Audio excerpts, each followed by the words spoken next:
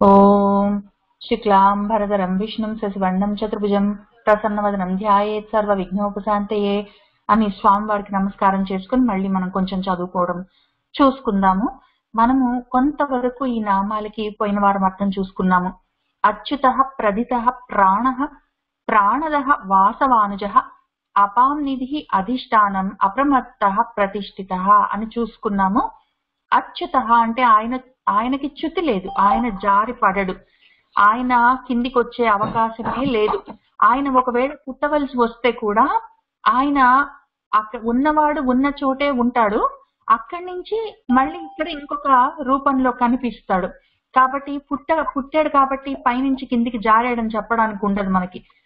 పైగా ఒకవేళ ఆయన ఎవరికైనా హెల్ప్ చేయదలుచుకుంటే, చెయ్యి అందించి వాళ్ళని లేపదలుచుకుంటే కింది దాకొచ్చి పైకి లేపక్కర్లేదు. ఆయన ఎక్కడున్నారో అక్కడ ఉండి ఆయన ఇక్కడ కింద ఉన్న వాళ్ళని పైకి లేపొచ్చు. అట్లానే ఆయన ఒకవేళ ధర్మాన్ని పైకి లేపదలుచుకుంటే, ఉద్ధరించాలనుకుంటే ఆయన పైనుంచి కిందికి రాక్కర్లేదు, ఆయన అక్కడి నుంచే తీయొచ్చు. మరి రామావతారం కృష్ణావతారం పైనుంచి కిందికి వచ్చారు కదా అని అనిపిస్తుంది. ఇన్ని రూపాలుగా ఆయన కనిపిస్తారు, కానీ ఉన్న ఆయన ఎక్కడున్నారో అక్కడే ఉంటారు. ఆయన ఒకవేళ కావాలనుకుంటే మనసులో సంకల్పం చేసి, ఆయనకి మనసు కూడా అవసరం లేదు, ఆయన అనుకుంటే అక్కడికి అయిపోతుంది పని. ఇక్కడ కావాలంటే దుష్టత్వం ఆగిపోతుంది, అక్కడ కావాలంటే శిష్టత్వం దానికి రక్షణ కలుగుతుంది, ఇక్కడ కావాలంటే ధర్మాన్ని నిలబెట్టగలరు, అటు కావాలంటే నాలాంటి జారిపోతున్న వాళ్ళని పైకి లేపి నిలబెట్టగలరు, అటు కావాలంటే భూమిని లేపి నిలబెట్టగలరు, విశ్వాన్ని మొత్తాన్ని ఆయన లేపి నించోబెట్టగలరు. కానీ ఏది చేసినా ఆయన పైనుంచి కిందికి వచ్చి జారిపడవలసిన అవసరం లేదు. కాబట్టి ఆయన అచ్యుతః ప్రథితః, ఇంత చేయగలిగిన వారు కాబట్టి ఆయన చాలా పేరు ప్రతిష్టలు ఉన్నవారు. అపప్రధ అంటాం కదా, అపప్రధ అంటే bad name, bad reputation, bad rep అంటాము. అది దానికి ప్రధ అంటే గొప్ప పేరు, అపప్రధ అంటే చెడు పేరు. కాబట్టి ఆయనకి అపకీర్తి అనేది లేదు, ఆయనకున్న కీర్తి అంత గొప్పది. కాబట్టి ఆయన ప్రతిదః, ఆయన ప్రాణః, ఆయన ప్రతిదానికి ప్రాణమై ఉన్నారు. అచ్యుతః అన్నప్పుడు పైనుంచి కింద కంటే ఫిజికల్ గా మీరు అంటున్నారా, లేకుంటే ఏంటది? నాకంటే పైనుంచి కింద కానక్కర్లేదు, ధర్మం అంటే పర్వాలేదు అంతే. ఇప్పుడు నేనున్నాను అనుకోండి, ఒకవేళ నేను పైన ఉన్నాను, ఒక డిప్లీ మోడల్ ఇంట్లో ఉన్నాను, పైన ఏదో పని చేసుకుంటున్నాను ల్యాండింగ్ పైన, నా కూతురు కింద కూర్చుంది, అది పిలిచింది అనుకోండి, నేను తీసుకొని వెళ్ళి కాఫీ చేశాను, టీ చేశాను, తీసుకొని వెళ్ళి అని చెప్తే దాన్ని ఇప్పుడు ఆ టీని ఉద్ధరించాలంటే కింద నుంచి పైకి తీసుకెళ్ళాలి. నేను పైనుంచి కిందికి దిగాలి ఇప్పుడు, లేదా బుజ్జి కింద నుంచి పైకి ఎక్కాలి, నేను పైనుంచి కిందికి దిగొచ్చి ఆ కప్పు తీసుకొని పైకి వెళ్ళాలి. అదే దానికి ఏంటంటే నేను ముందు చుట్టిన అవ్వాలి, కిందికి వచ్చి తర్వాత కింద నుంచి పైకి వెళ్ళాలి. ఆయన ఒకవేళ కింది నుంచి పైదైనా తీయాలంటే ఆయన ఎక్కడ ఉన్నారో ఆ 3 భాగాలుగా, ఒక్క భాగమే కదా కింద మొత్తం ఇన్ని కోట్ల బ్రహ్మాండాలు, ఆ పైన ఉన్న 3 భాగాలుగా ఆయన ఉన్న ఆయన అక్కడి నుంచి ఇక్కడ దాకా రాక్కర్లేదు, ఆయన ఎక్కడున్నారో అక్కడే ఉండొచ్చు, ఇక్కడి నుంచి ఆ పని చేసేయచ్చు. కాబట్టి కిందికి రావాల్సిన అవసరం లేదు ఆయనకి. అంటే ఆయన సర్వవ్యాపిక కనుక కదండి. అవును, మొత్తము ఉన్నారు, పైన ఉన్నారు, కింద ఉన్నారు, ఎక్కడ పడితే అక్కడ ఉన్నారు, అదొక కారణము. కాబట్టి ఆయనకి కిందికి రావడానికి పైకి వెళ్ళడానికి అవకాశం లేదు, మొత్తం నిండిపోయి ఉన్న వాడికి. ఇదే అర్థంలో తత్వం చెప్పుకోవాలంటే ఎలా చెప్తాండి, ఇది ఫిజికల్ బాడీ లాగా చెప్తున్నట్టు అనిపించింది నాకు కదా. ఇది ఫిజికల్ బాడీ, తత్వం కూడా అదే. ఆయన కిందికి ఒక ఆలోచనలో గాని, ఒక పని చేసే పద్ధతిలో గాని, ఆయన రాసి మనకందరికి మాన్యువల్ లాగా ఇచ్చిన ధర్మంలో గాని ఆయన కిందికి వెళ్ళడు.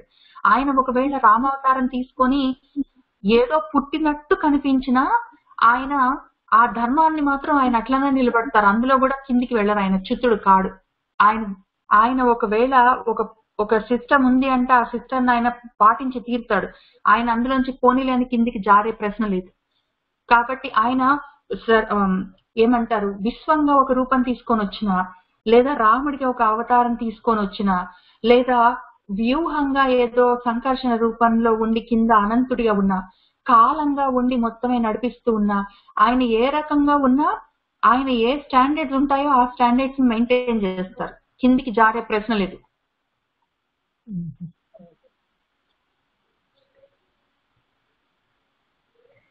ఓకే. దీని గురించి ఇందాక మీరు అన్నట్టు అచ్యుతుడు, ఎందుకంటే ఆయన కిందికి రావడానికి అవకాశం లేదు. ఎందుకంటే ఆయన మొత్తం అంతటా ఉన్నప్పుడు మళ్ళీ మనం ఫిజికల్ టైప్ లో వెళ్ళినప్పుడు అది చాలా ఒక మంచి థాట్ వచ్చింది మీరు ఆ మాట అన్నప్పుడు. ఫిజికల్ గా ఆయన ఎక్కడ మొత్తం అంతటా ఉన్నవాడు పైనుంచి కిందికి ఎట్లా వస్తాడు? ఎక్కడ పడితే అక్కడ అంతా ఉన్నప్పుడు. ఇదే నామము యాక్చువల్ గా మనం చెప్పుకున్నాము లేదో నాకు గుర్తులేదు, స్థాణువు అన్నప్పుడు కదలకుండా ఉంటాడు, అచలంగా ఉంటాడు అని చెప్పుకున్నప్పుడు ఆయన కదలడానికి అవకాశం ఏముంది? మొత్తం ఆయనే అయి ఉన్నాడు. కదలాలంటే సాక్షి రూపంగా అలా వాచ్ చేస్తాం అంతే. అది తత్వం అనుకోండి. ఫిజికల్ గా కూడా కదలాలంటే ఇంక వేరే ప్లేస్ ఉంటే కదా ఆయనకు కదలడానికి.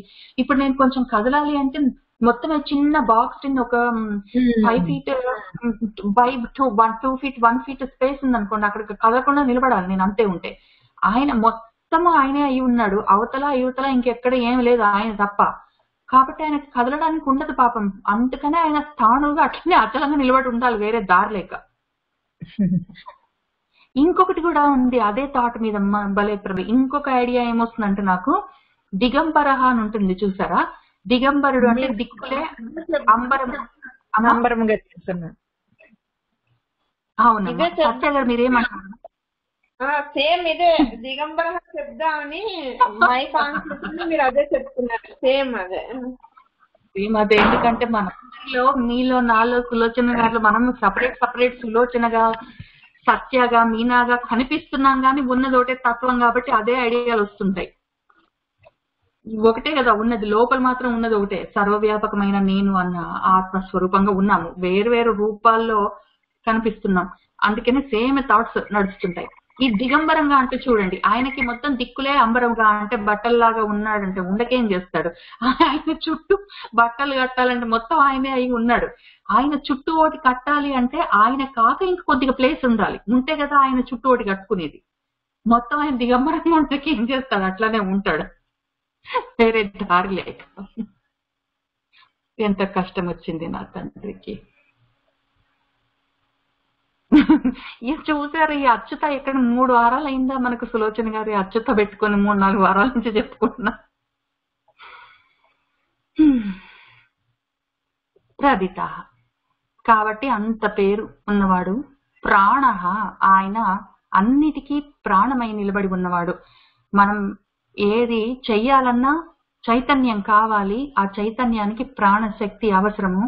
కాబట్టి ఆ ప్రాణశక్తి చైతన్య శక్తి, అదే ఈశ్వర శక్తి, అదే సంకల్ప శక్తి, అదే చిచ్చక్తి, అంతా అదే. ఆ రకంగా ఉన్నవాడు. అది ఆయన ఇస్తాడు. ఆయన ప్రాణమై ఉన్నాడు, ఆయనని ఆయనే మనకి ఇచ్చుకుంటాడు ప్రాణద అని. ఆయన వాసవ ఎందుకు ఇచ్చుకుంటాడు అంటే, ఆయన ప్రాణంగా ఉన్నవాడు ఉండక ఆయనలో నుంచి కొద్దిగా కొంచెము ఆ చిచ్చక్తిని చేతన స్వరూపంగా తీసి బయట రూపాలుగా తయారు చేసుకున్నాడు విశ్వంగా. కాబట్టి ఆయన ఆ ప్రాణాన్ని ఇచ్చి దాన్ని నిలబెట్టి నడిపిస్తూ వాసవుడికి అంటే ఆ రకంగా ప్రాణం తీసుకొని వచ్చి ఉన్న నాలాంటి రూపాలకి ఉన్నదంతా ఒకటే కానీ రూపంగా వచ్చిన ఆ శరీరంలోకి ఆయన మళ్ళీ అనుజుడిగా వచ్చి ఉంటారు. కానీ చివరికి మొత్తం అందరము ఎక్కడి నుంచి వచ్చామో అక్కడికే వెళ్ళిపోవాలి. మొత్తం సముద్రంలో నుంచి వర్షం అది పైకి ఆవిరిగా పైకి వెళ్ళి మేఘాలుగా అయ్యి తర్వాత వర్షంగా కురిసి నదులుగా పారి మళ్ళీ సముద్రంలోకి వెళ్ళిపోయినట్టు అంతా మళ్ళీ అందులోకే వెళ్తూ ఉంటాం, అది రీసైక్లింగ్ అవుతూ ఉంటుంది. వీటన్నిటికీ అధిష్టానంగా ఆధారంగా ఉన్నవాడు ఆయన. ఎప్పుడు అప్రమత్తంగా ఉంటాడు, అలర్ట్ గా. ఆయన ప్రతిష్ఠిత, ఆ రకంగా స్థిరంగా తిష్ట వేసుకొని ఉన్నాడు కదలకుండా అని కొంతవరకు చెప్పుకున్నాం మనము ప్రతిష్ఠిత అని చెప్పి పోయిన వారము. తర్వాత ఇక్కడి నుంచి ఇంకా కొన్ని నామాలు కొంచెం చూసుకున్నాము, మళ్ళీ చూసుకుందాము. స్కంద, స్కందధర, ధుర్య, వరద, వాయువాహన, వాసుదేవ, బృహత్ భాను, ఆదిదేవ, పురందర. స్కంద, ఆయన అసలు యాక్చువల్ గా ఆయనకి జారడం అనేది లేదు, కిందికి రావడం అనేది లేదు. ఆయన అచ్యుతుడు, ఆయన అచ్యుతుడు కాదు. కానీ ఆయన ప్రాణం తీసుకొని ఒక రూపాన్ని తీసుకొని ఆయన వచ్చి ఉన్నారు అన్నప్పుడు ఆయన జారుతారు కిందికి జీవుడిగా ఆయన వచ్చినప్పుడు అంతకన్నా ముందున్న విషయాలు మర్చిపోయి నేను అన్న ఆ తత్వాన్ని అడాప్ట్ చేసుకొని నేను ఇంకా ఇదే, నేనంటే ఈ మీనా అన్న శరీరమే అనుకొని, నేనంటే అర్జునుడే అనుకొని ఉంటాము.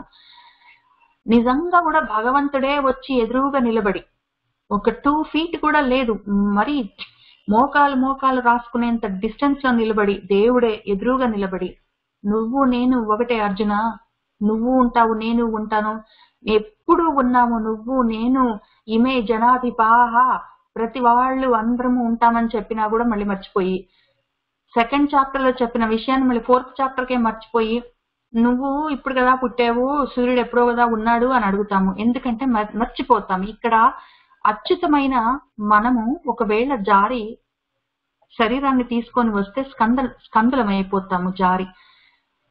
అయితే అంతకన్నా ముందు ఇంకొకటి చెప్పుకుందాం. స్కందం అన్నప్పుడు మనం కొద్ది అర్థాలు చెప్పుకున్నాం. స్కందము అంటే జారడము అంటే ఆయన మన కోసం కరిగి నీరై పారుతారు ప్రేమతో, దయతో, కరుణతో అని చెప్పుకున్నాము. నిన్న మళ్ళీ మనము భగవద్గీతలో చదివినప్పుడు ఆయన భక్తోపి శాఖ అని చెప్పుకున్నారు కదా. ఆ రకంగా సఖుడిగా ఆయన మనతోటే ఉంటారు, మన కోసము మన మీద అంతటి వాత్సల్యంతో. కాబట్టి స్కంద. ఇంకొక అర్థం ఏంటంటే ఆయన మన కష్టాలు చూసి తట్టుకోలేరు, ఆయన మనసు ద్రవిస్తుంది మన కోసము. ఆ మనసు కరిగే లక్షణం ఆయనకి లేకపోతే మాత్రం ఆయన ఇక్కడ అపాంనిధి అయ్యే అవకాశమే లేదు. ఆయన ఊరికే రాయిలాగా బండలాగా ఉంటాడు, ఆయన అట్లాంటి వాడు కాడు పాపం. ఇంక మూడో అర్థం ఏంటంటే ఆయన అమృత స్వరూపం ఆయన. కాబట్టి ఆయన ఎట్లా ఉంటారు అంటే, ఇట్లా ఆయన ముఖంలో నుంచి, ఆయన పెదవుల్లో నుంచి, ఆయన కళ్ళలో నుంచి, ఎక్కడి నుంచి పడితే అక్కడి నుంచి ఆ దయ, జాలి, ప్రేమ, ఆ మృదుత్వము, ఆ సువాసనలు, తర్వాత ఆ తేనె లాంటి మధువు ఊరుతూ ఉంటుంది, కారుతూ ఉంటుంది మన వైపుకి. కాబట్టి ఆయన స్కంద అని చెప్పుకున్నాం మనం పోయిన వారం. ఇంకా ఇక్కడ స్కందధర అన్నప్పుడు కొంత అర్థం చెప్పుకున్నాము. నేను అచ్యుతున్నై ఉన్నవాణ్ణి స్కందుడిగా జారాను కదా, జీవుణ్ణై పుట్టాను. అప్పుడు నన్ను కూడా లేపి నిలబెడతారు ఆయన. ధరహ, నన్ను ధరించి ఉంచుతారు. నేను భూమి మీద నిలబడాలి, నేను ప్రాణాలతో నిలబడి ఉండాలి, నేను జ్ఞానంతో నిలబడి ఉండాలి. తర్వాత పైకి వెళ్ళడానికి నేను ప్రయత్నం చేసుకుంటుంటే నాకు సపోర్ట్ కావాలి. ఇన్ని రకాలుగా ఆయన నన్ను ధరించి ఉంచుతారు. శరీరంతో ఉన్నంత వరకు నాకు అన్నానికి వాటికి తక్కువ కాకుండా చూస్తారు. నా దగ్గర డబ్బులున్నాయి, నేను కొనుక్కుంటున్నానంటే, డబ్బులు ఉంటే ఉన్నాయి, భూమిలో నుంచి అన్నము అవన్నీ పుట్టాలి, తిండి గింజలు రావాలంటే ఎక్కడి నుంచి వస్తున్నాయి? ఆయన ధరించి నన్ను పట్టుకొని నిలబెట్టకపోతే, లేకపోతే బ్రతకడం కష్టం. తర్వాత నేను మరి పైకి మళ్ళీ వెళ్ళిపోయి అపాంనిధిలో నేను కలిసిపోవాలి, మళ్ళీ స్కందుడైన వాడిని అచ్యుతుణ్ణి కావాలి అనుకున్నప్పుడు మళ్ళీ ఆయన నన్ను ధరించి భుజం మీద ఎక్కించుకొని తీసుకొని వెళ్తారు. భగవద్గీత చెప్తూ చేయబట్టుకొని నడిపిస్తారు, లేదా ఏదో విష్ణు సహస్రనామం చెప్పుకుంటూ భుజం మీద ఎక్కించుకొని ఆడిపించుకుంటూ తీసుకొని వెళ్ళిపోతారు. ఆ రకంగా ధుర్యః, నన్ను ధరించి ఉన్నవారు. కాబట్టి పైగా ఇక్కడ స్కందధర అన్నప్పుడు ఈ స్కందుడు జారిపడ్డవాడు జీవుడు, స్కందధర ఆయన లేపి నిలబెట్టేవాడు, ధుర్యః ధరించి ఉంచుతాడు అని చెప్పుకున్నాం కదా. దీన్ని ఇంకొక రకంగా చూద్దాము. ధర్మము, స్కందము అంటే జారింది. ఒకవేళ ధర్మము ఎప్పుడైనా జారుతూ ఉన్నది, దానికి హాని కలుగుతున్నది అనుకున్నప్పుడు ఆయన స్కందధర దాన్ని లేపి నిలబెట్టడానికి, ఆయన ధర్మాన్ని ఉద్ధరించడానికి ఆయన ఎప్పుడూ ఉంటారు. అది జారుతుంది ధర్మం అనగానే దాన్ని ఉద్ధరించి పైకి లేపి ధరించి నిలబెట్టడానికి ఎప్పుడూ ఉంటారు. ఆ రకంగా ధుర్యః, ధుర్ అంటే బరువు, ఎంత బరువులైనా మోస్తారు పాపం ఆయన. మొత్తము ఇన్ని కోట్ల బ్రహ్మాండాలని మోస్తారు, భూమిని మోస్తారు, భూమి పైన ఉన్న అదేదో కొండని మోస్తారు, తర్వాత గోవర్ధనగిరిని, తర్వాత నాలాంటి మొద్దును కూడా మోస్తారు. అన్నిటినీ మోస్తూనే ఉంటారు ఆయన. పాపము ధుర్యః. అట్లానే ధర్మాన్ని కూడా నిలబెట్టి మోస్తూ ఉంటారు ఆయన. ఆయన నిలబెట్టకపోతే ధర్మం జారిపోతూ ఉన్నప్పుడల్లా దాన్ని మళ్ళీ లేపి నిలబెట్టి ఆయన మోస్తూనే ఉంటారు. కాబట్టి ఆయన ధుర్యః. ఎందుకు ఇన్ని చేస్తారు మరి? నన్ను మోస్తారు, నేనున్న భూమిని మోస్తారు, భూమి ఉన్న మొత్తము ఈ విశ్వాన్ని మోస్తారు. ఇవన్నీ ఎందుకు మోస్తూ ఉన్నారంటే, మరి అదేదో పాట గుర్తొస్తుంది నాకు ఇప్పుడే. అదేదో ధరణికి గిరి భారమా, గిరికి తరువు భారమా, తరువుకు కాయ భారమా, అని చెప్పి ఒక పాట ఉంటుంది. మరి భారం కాదు, ఏదో కనిపించే తల్లికి పిల్ల భారమా అని చెప్పి మనందరం ఆయనకి భారం కాదు. మనము ఆయనను చూసిన నా తండ్రి ఎంత పాపం అన్ని మోస్తూ ఉన్నారే అని మనకు అనిపించినప్పుడు దుర్యహ అని చెప్పుకొని మనము ఆరాట పడతాము తండ్రి గురించి. ఎందుకంటే మనం మన భుజాల మీద మన బుజ్జిని ఎక్కించుకొని తిప్పినప్పుడు కూడా అది మధ్య మధ్యలో దానికి వచ్చిరాని మాటలతోటి బరువున్నానమ్మా, బరువుగుందా, దింపుతావా, నడవనా అని అడుగుతున్నట్టు మనం కూడా ఇంత బరువు మోస్తున్నావే అని అప్పుడప్పుడు గుర్తు చేసుకుంటే మనం కూడా స్కందహ కళ్ళు మన మనసు కూడా ఆర్ద్రం అవుతుంది, గుండె కరుగుతుంది. నా తండ్రి దుర్యుడు నా తండ్రి ఇంత మోస్తున్నాడు, నన్ను ఎత్తుకొని తిప్పుతున్నాడు, ఆడిపిస్తున్నాడు అని గుర్తొస్తే ఆ దుర్యుడిని చూస్తే మనం నిజంగా స్కందులం కాకపోతామా, కరిగి కన్నీరవుతాము. నా తండ్రి నన్ను ఎంత ఆడిపిస్తున్నాడే, ఎత్తుకొని తిప్పుతున్నాడే అని. కాబట్టి ఈ స్కందకి ఆ దుర్యకి అంత అవినాభావ సంబంధం, ఈ స్కందకి ఆ అచ్యుతకి అంత కనెక్షన్. ఆయన ఈ దుర్యుడు నన్ను ఎత్తి పట్టుకొని ఊరుకోవచ్చు కదా, ఆయన వరదహ, నాకు వరాలు కూడా ఇస్తాడు. ఇందులో ఈ నామాన్ని 2 రకాలుగా చెప్తారు. వరము అంటే శ్రేష్టమైనది, చాలా గొప్పది అని అర్థం, చాలా శ్రేష్టమైనది అని అర్థం. వర అన్నదానికి వరుడు అని అందుకే పిలుస్తాము, శ్రేష్ఠుడు అని అర్థం. అందరిలోకి బెస్ట్ పర్సన్ తీసుకొచ్చి నా బిడ్డనిచ్చి పెళ్లి చేస్తున్నామని చెప్పి వరుడు అని చెప్తాము. అట్లానే ఏదైనా సరే వరము అన్నప్పుడు వరవీణ అంటే గొప్ప శ్రేష్టమైన వీణ అని అర్థం. వరము అన్నప్పుడు చాలా గొప్పది అని అర్థం. అటువంటి చాలా గొప్పవి ఏవి కావాలంటే అవి ఆయన ఇవ్వగలిగిన వాడు వరద. ఈ వరద అన్నదాన్ని మన వాళ్ళు ఏం చేశారంటే అవరద అని చెప్పి దీనికి యాడ్ చేశారు, దుర్యహ అవరదహ అని. అవరము అంటే తక్కువ రకం అనమాట, కొంచెం తక్కువ క్వాలిటీ, ద బెస్ట్ కాకుండా నెక్స్ట్ లెవెల్. ఒకవేళ మనం స్కందులమై ఉన్నాం కదా, ఇక్కడి నుంచి మళ్ళీ అచ్యుతానికి వెళ్ళిపోవాలి అని అనుకున్నప్పుడు ఆయన అటువంటి మోక్షం అనే వరాన్ని ఇస్తాడు. అప్పుడు అది వరం, అది శ్రేష్టం. కానీ అటువంటి జ్ఞానాన్ని అటు మోక్షానికి వెళ్ళిపోయి మళ్ళీ నేను మోక్షం అంటే మళ్ళీ నేను అచ్యుతున్నైపోవడానికి కావలసిన జ్ఞానము, శ్రేష్టమైన జ్ఞానము, అటువంటి వరాన్ని ఆయన ఇస్తాడు.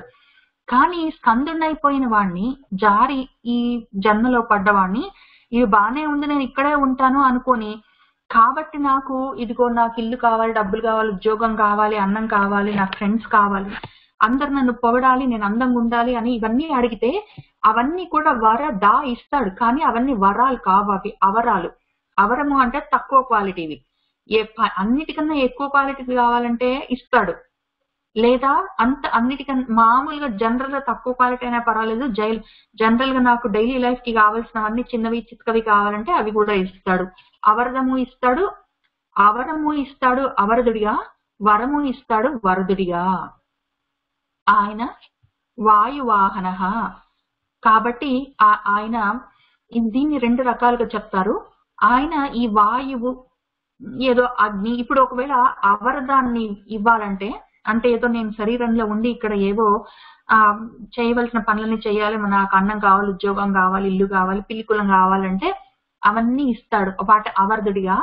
ఇచ్చినప్పుడు వాటన్నిటి కోసం అని చెప్పి ఇవన్నీ నేను స్కందుడిగా ఈ తర్వాత అవరాలన్నీ పెట్టుకొని నేను ఈ భూలోకంలో ఉండాలి అంటే మరి నాకు వాయువు మొదలైన పంచ భూతాలు, వాటితో పాటు వచ్చిన నాలో ఉన్న పంచ తన్మాత్రలు, పంచ జ్ఞానేంద్రియాలు, పంచ కర్మేంద్రియాలు, పంచ వాయువులు, ఇట్లాంటివన్నీ కావాలి. కాబట్టి అవన్నిటిగా ఉంటాడు ఆయన అని ఇక్కడ వాయువాహన అన్నప్పుడు వాయువు అని శాంపుల్ కోటి చెప్పి మిగిలిన వాళ్ళని చెప్పుకుంటున్నారు అని చెప్తారు. తర్వాత ఒకవేళ స్కందుడిగా నేను వచ్చి భూమి మీద పడి ఈ శరీరంలో ఉండి నాకు అవరాలన్నీ కావాలి, నాకు డబ్బులు కావాలి, ఏవో కావాలి అని అడిగితే అవన్నీ ఇచ్చినప్పుడు నేను బ్రతికి ఉండడానికి నాలో వాయువుగా కూడా ఉంటాడు అని చెప్పి దానికి అర్థాలు చెప్పుకున్నారు. దాని తర్వాత ఇంతకీ ఉత్త వాయువు ఏదో నేను వచ్చి పడ్డాను, దానికి ఒక అవరం ఇచ్చాడు, శరీరం అనుకోండి. ఒకవేళ నేను మళ్ళీ అచ్యుతుడినైపోవాలంటే అది వరము, కానీ అంతకన్నా తక్కువ ఏదైనా అవరము. నేను శరీరంలో ఉండాలంటే మరి నాకు గాలి అయితే ఉన్నది ప్రాణవాయువు, కానీ ఇంకా కొన్ని కావాలి నాకు, నేను ఉత్తగా ఉండలేను. కాబట్టి ఆయనే వచ్చి నాలో వసించి ఉంటాడు, వాసు వసించి ఉన్నవాడు. కాబట్టి ఉండి ఆయన వెలుగుతూ ఉన్నాడు, నాలో జ్ఞానంగా చిచ్చక్తిగా వెలుగుతూ ఉన్నాడు. ఆయన నాలో వసించి ఉండి విష్ణువయ్యాడు, నాలో చిచ్చెత్తిగా వెలుగుతూ ఆయన వాసుదేవుడు అయ్యాడు. ఆయన ఎక్కడి నుంచి ఈ వెలుగు, ఈ దివ్ అన్నదానికి చాలా అర్థాలు చెప్తారు. ఒకటి, ఆయన వెలుగుతూ ఉన్నవాడు. దివ్ అంటే వెలుగు అని దాని అర్థం కదా, రూట్ వల్ల. కాబట్టి ఆయన వెలుగుతూ ఉంటాడు, అదొక అర్థం. నాలో ఉండి నన్ను వెలిగించేటట్టు, నేను వెలిగేటట్టు చేస్తాడు, నన్ను వెలిగిస్తాడు, కాబట్టి అది రెండో అర్థం దివ్. మూడో రకము, ఆకాశంలో జౌగా, సూర్యుడిగా, నక్షత్రాలుగా వెలుగుతూ ఉంటాడు. కాబట్టి ఆయన వాసుదేవుడు వసించి ఉన్నాడు ఎక్కడ అంటే నా శరీరం ఒకటే కాదు, ఆయన 3 లెవెల్స్ లో వసించి ఉన్నాడు. ఒకటి, విశ్వవ్యాప్తంగా వసించి ఉన్నాడు, విశ్వాన్ని మొత్తాన్ని ఆయన వెలిగిస్తూ ఉన్నాడు చేతనాశక్తితో. తర్వాత ఆయన వసించి ఉన్నాడు ఏదో సూర్యుడిగా, ఏదో నక్షత్రాలుగా, ఏదో సూర్యుడి వల్ల వచ్చిన వెలుగుతో వెలుగుతున్న చంద్రుడిగా, అట్లా అందులో ఆయన వెలుగుతూ ఉన్నాడు దివ్గా. మూడోది, నాలో వసించి ఉన్నాడు వాసుగా, నన్ను కూడా వెలిగేటట్టు చేస్తున్నాడు దివ్గా. కాబట్టి ఇన్ని రకాలుగా వాసుదేవుడు ఉంటాడు. ఇది కాక ఈ వాసుదేవ నామానికి ఇంకొక అర్థం, ఈ దివ్ అన్న దానికి ఇంకొక అర్థం కూడా చెప్తారు. దీనికి ఇంకొక అర్థం ఏముంటుంది అంటే, ఈ జౌ, మనము దివ్ జౌ అని చెప్పి 2 రకాల అర్థాలు కాక మూడోది దా. ఇక్కడ వరద ఉన్నట్టే ఇక్కడ దేవాలో దా. కాబట్టి ఆయన నాలో ఉండి వసించి ఉండి కావలసినవన్నీ, వసించి ఉన్న ఈ పురానికి కావలసినవన్నీ ఇస్తాడు. కాబట్టి వాసుదేవుడు. ఈ వాసుదేవుడు నామము మామూలుగా వసుదేవుడికి పుట్టాడు ఆయన జైల్లో. పాపం వాసుదేవుడు ఆయన భార్య అక్కడ ఉన్నప్పుడు పుట్టాడు కాబట్టి వాసుదేవుడికి పుట్టాడు కాబట్టి వాసుదేవుడు అని ఒక అర్థం ఉన్నది. కాక ముఖ్యమైన అర్థం ఏంటంటే, ఆయన ఎక్కడ పడితే అక్కడ వసించి ఉండి ఆయన విశ్వంగా, విష్ణువుగా అందులో వ్యాపించి దివ్గా ఆయన వెలుగుతూ ఉన్నాడు. ఆయన బృహత్ భానుహు. ఈ వెలుగుతున్న దివ్, ఆ దేవుడు, ఆ దివ్యత్వం, ఆ వెలుగు ఎక్కడి నుంచి వచ్చిందంటే, మనలో కొద్దిగా వెలుగుతున్నది ఏదో, నాలో కొంచెం ఈ ఆరా లాగా నేను ఉన్నప్పుడు నాలో కొంచెం ఒక రకమైన వెలుగు ఉంటుంది. అది ఒకవేళ మనలో సత్వం పెరిగి ఆ గుణం కొద్దిగా పైకి వస్తూ ఉన్నప్పుడు, నాలో కొంచెం జ్ఞానం పెరుగుతూ ఉన్నప్పుడు, నాలో కోపము లాంటివి తగ్గుతూ ఉన్నప్పుడు, నా చుట్టూ ఉన్న ఆ కళ కూడా పెరుగుతూ ఉంటుంది. చూసే వాళ్ళకు కూడా వెంటనే తెలుస్తుంది. సాధనలో కొంచెం ముందుకు వెళ్తున్నప్పుడు కొంచెం నాలో వస్తున్న ఈ మార్పులని చూసి చెప్పగలరు యాక్చువల్ గా. అటువంటి దివ్యత్వం వస్తుంది. ఇది సరే, ఇది చిన్నది. అసలు దీని అంతటికి కారణమైన ఆ జ్ఞానము, ఆ వెలుగు, ఆ వేడి ఎక్కడి నుంచి వస్తున్నాయి అంటే, బృహత్ భానుడిగా ఆయన అసలు చాలా పెద్దగా ఉన్నాడు. మొత్తం బ్రహ్మాండం అంతా, ఇన్ని కోట్ల బ్రహ్మాండాలు నిండి ఉన్నాడు. వాటన్నిటికీ పైన ఉన్నాడు. బృహత్, ఎంతో పెద్దదని మన కంటికి కనిపిస్తున్న చిన్న ఆదిత్యుడు లాంటి సూర్యుడు. నాలో ఉన్న బుద్ధి అనే, జ్ఞానం అనే సూర్యుడే కాకుండా మొత్తం ఈ కొన్ని కోట్ల బ్రహ్మాండాలకి మొత్తానికి వెలుగు నింపడానికి ఇంకా అన్నిటికైనా పెద్ద భానుడు. భా అంటే వెలుగుల పుట్ట, ఒక పెద్ద వెలుగుల పుట్ట ఉన్నది, అఖండ జ్యోతి. ఆ జ్యోతిలో నుంచే చిన్న జ్యోతులన్నీ లైక్ సూర్యుడు లాంటి వాటి అవన్నీ వస్తున్నాయి. అంతకన్నా బుజ్జి జ్యోతులు నాలాంటివన్నీ వస్తున్నాయి. కానీ ఒరిజినల్ పెద్ద అఖండ జ్యోతి ఉన్నది, అది బృహత్ భాను. ఇంతకీ ఈ బృహత్ భాను, ఈ గొప్ప వెలుగుల పుట్ట ఎక్కడిది అంటే, అది ఎప్పటి నుంచో ఉన్నది, అన్నిటికన్నా ముందు అదే ఉన్నది. కాబట్టి ఆది నుంచి వెలుగుతూ ఉన్నది ఆది దేవ. ఆ ఉన్నది ఏం చేస్తుంది అంటే, ఒకవేళ ఎప్పటికో ఒకప్పటికి ఈ స్కందమై నేను కిందికి వచ్చిన వాడిని, ఈ అవరదాలు చాలే, ఎక్కువైన అవరాలు నాకు చాలు, అవసరం లేదు, ఇంకా వరమే కావాలి అని కోరుకొని అచ్యుతుండవ్వాలనుకున్నప్పుడు, నాకు ఉన్న ఈ అవరం ఏమి అంటే, నాకున్న పురము, నా శరీరము, 3 పురాలు ఉన్నాయి నాకు, స్థూల సూక్ష్మ కారణ శరీరాలు. ఈ పురాలని ఆయన ధరం తీసేస్తాడు. కాబట్టి ఆయన పురంధరుడు అని చెప్పుకుంటున్నాము. దాని తర్వాత ఈ పురంధరం ఎట్లా తీస్తాడు అంటే, దానికి పెద్ద సైన్స్ ఉంది అక్కడ, శాస్త్రం. అశోక, ఆయన ముందు శోకాలు తీసేస్తాడు. శోకము అంటే మనకు దేని గురించో దాని గురించి ఏడుస్తుంటామని జనరల్ గా చెప్పుకుంటాం. శోకం అంటే దుఃఖము, బాధ, ఏడుపు అని. ఈ శోకానికి ఇంకా టెక్నికల్ గా చూసుకుందాం మనము. మనకు 6 రకాల ఊర్ములను ఉంటాయి ప్రాబ్లమ్స్. అవి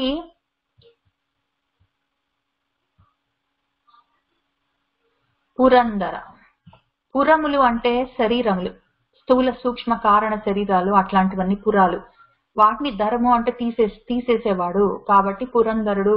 ఇక్కడ ఈయనని పురంధరుడు అని పిలుస్తున్నాము, అక్కడ ఆయనని మనము త్రిపురాసుర సంహారకుడు అంటాము, ఆ తల్లిని త్రిపుర సుందరి అంటాము. ఆ మొత్తం 3 నామాలు ఒకటే విషయం. మనం విష్ణు సహస్రనామంలో ఇట్లా చదువుతాం, లలితా సహస్రనామంలో అట్లా, ఎక్కడ పడితే అక్కడ చదివేది ఒకటే విషయము. నిన్న ఇవాళ రేపు అన్న నాకున్న 3 కాలాలని, 3 పురాల్ని, మొత్తం 14-15 రకాల త్రిపుటులను చూసుకున్నాం కదా, వాటన్నిటిని తీసేసేవాడు పురంధరుడు, మళ్ళీ నేను పుట్టవలసిన అవసరం లేకుండా. అది ఎట్లా చేస్తాడు అంటే, అశోకం, ముందు శోకాలు అనేవి మనకి ఈ 6 రకాలు ఉంటాయి. మనకున్న స్థూల శరీరానికి జర అంటే ముసలితనం రావడము, మృత్యువు అంటే పడిపోవడము, ఈ 2 ఉంటాయి మన స్థూల శరీరానికి. అయితే ఈ స్థూల శరీరానికి అది మెయింటెనెన్స్ కోసం అని చెప్పి అది ఆటోమేటిక్ గా జరుగుతుంది. శరీరము ప్రీ మెడిటేటివ్ గా అది ఆలోచించుకొని అదొక సిస్టమ్ ప్రకారము ముసలితనం తెచ్చుకొని అదొక సిస్టమ్ ప్రకారం తప్పిమని తపాగట్టేసి వెళ్ళిపోవడం ఇట్లాంటివన్నీ చేయలేదు. అది ఆటోమేటిక్ గా టైం ని బట్టి జరుగుతూ ఉంటుంది. కాబట్టి ఈ జర, ఆ మృత్యువు, ఈ 2 స్థూల శరీరానికి ఉంటాయి. దీన్ని ఈ లోపల ఉన్న సూక్ష్మ శరీరం గాని, కారణ శరీరం గాని, ఆ వెనకాల ఉన్న నేను గాని, నా పైన ఉన్న పరమాత్మ పదార్థం గాని దాని గురించి ఏం చేసేదేం లేదు. అది దానికి కాలం వస్తే టైం ని బట్టి చిన్నగా పుట్టినప్పటి నుంచి పెరగడము, పెరిగిన తర్వాత మళ్ళీ కొంచెం శిథిలం అవుతూ ఉండడము, తర్వాత వెళ్ళిపోవడం, అది న్యాచురల్ సైకిల్ అది. కాబట్టి ఆ జడమైన స్థూల శరీరానికి ఈ 2 ఉంటాయి. వీటి లోపల ఈ సూక్ష్మ శరీరము పాపం ఈ స్థూల శరీరాన్ని అటాచ్ అయి ఉండి అంటుకోనుండి ఈ స్థూల శరీరానికి సొంతానికి చెప్పడం రాదు. ఈ లోపల తిండి అయిపోయింది, కొంచెం పడేయి, కొంచెం నీళ్లు పోయి, నాకు నిద్ర వస్తుంది, తీసుకెళ్ళి ఎక్కడన్నా పడుకోబెట్టు, అవన్నీ చెప్పడం దానికి రాదు. దానికి నోరు లేదు, దానికి చెప్పడానికి తెలివి లేదు, ఆలోచించడానికి బుద్ధి లేదు.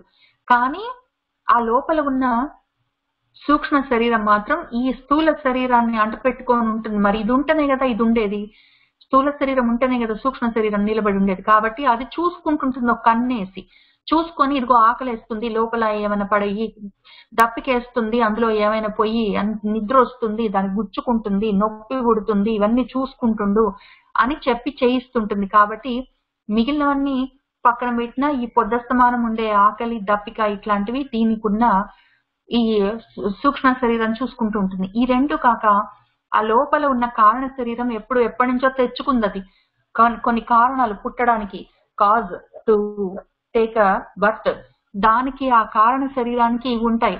నాకు ఇది ఇష్టము, నాకు ఇది ఇష్టం లేదు, నాకు ఇదంటే చాలా అనురాగము, నాకు ఇదంటే ఏదో మహాద్వేషము, వాడంటే పగ, ఇట్లాంటివన్నీ దానికి ఉంటాయి. ఇప్పుడు ఈ మోహం వల్లనే నాకు ఇది ఇష్టము కాబట్టి దాన్ని ఎవరైనా నాకు కాకుండా చేస్తారేమో అన్న శోకము, నాకు ఇది ఇష్టం లేదు అంటే అది వచ్చేస్తుందేమో అన్న భయం వల్ల కలిగిన శోకం, ఇట్లాంటివన్నీ ఉంటాయి. ఇప్పుడు ఆయన ఏం చేస్తా అంటున్నాడంటే, నీకు మృత్యువు లేకుండా చేస్తాను అని ఆయన అనట్లేదు. ఇది ఒక్కటి లేకుండా చేస్తే ఇంకా ఇవన్నీ ఉన్నాయి, ఇవన్నీ ఏమవుతాయి, మళ్ళీ ఏదో ఒక బాడీ తీసుకొని వస్తాయి. కానీ ఆయన ఏమంటున్నాడంటే, వీటన్నిటికీ పైన ఉన్న ఈ శోకాన్ని తీసేస్తా ఫస్ట్. ఈ శోకాన్ని తీసేస్తే దాని వెనకాల ఉన్న మోహం ఉండదు. మోహము శోకము 2 లేకపోతే అప్పుడు కారణ శరీరం ఉండదు. పుట్టడానికి కారణం లేకపోతే పుట్టవలసిన అవసరం ఉండదు. కాబట్టి సూక్ష్మము లేదు, స్థూలము లేదు, ఇంకేమీ లేదు. కాబట్టి అన్ని పోతాయి అని ఆయన అశోకము, అటువంటి స్థితికి నిన్ను తీసుకెళ్తాను అశోకము అని చెప్తున్నాడు. ఈ శోకం తీసేస్తే మిగిలినవన్నీ ఆటోమేటిక్ గా పోతాయి. ఏదో పైన పుండొచ్చింది అంటే దానిపైన బ్యాండేడ్ లేచి దానికి ఏదో మందు రాసి దానికి ఏదో అప్పటికప్పుడు కాపడం పెట్టి దాన్ని అవన్నీ గిల్లి అవన్నీ చేయడం వల్ల ఉపయోగం లేదు. లోపల ఉన్న ప్రాబ్లం ని తీసేస్తే దానికి అప్పుడు మిగిలిన పైన ఉన్న పుండ అదే పోతుంది, పైన మంచి స్కిన్ వస్తుంది, తర్వాత అది చక్కగా హీల్ అవుతుంది. కాబట్టి ఇది ఫస్ట్ తీసేయాలి. ఈ మన రాక్షసులకి చాలా మందికి వచ్చే ఐడియా ఏంటంటే, నేను చచ్చిపోకూడదు, నేను ఎప్పటికీ ఉండాలి అంటారు. వాళ్ళు ఇదొక్కటి మృత్యువుని తీసేయి అని ప్రయత్నం చేస్తారు, మృత్యు ఉండకూడదు అని ప్రయత్నం చేస్తారు. మిగిలినవన్నీ ఉంటాయి, వీటి వల్లే అది ఆ సైకిల్ నడుస్తూ ఉంటుంది.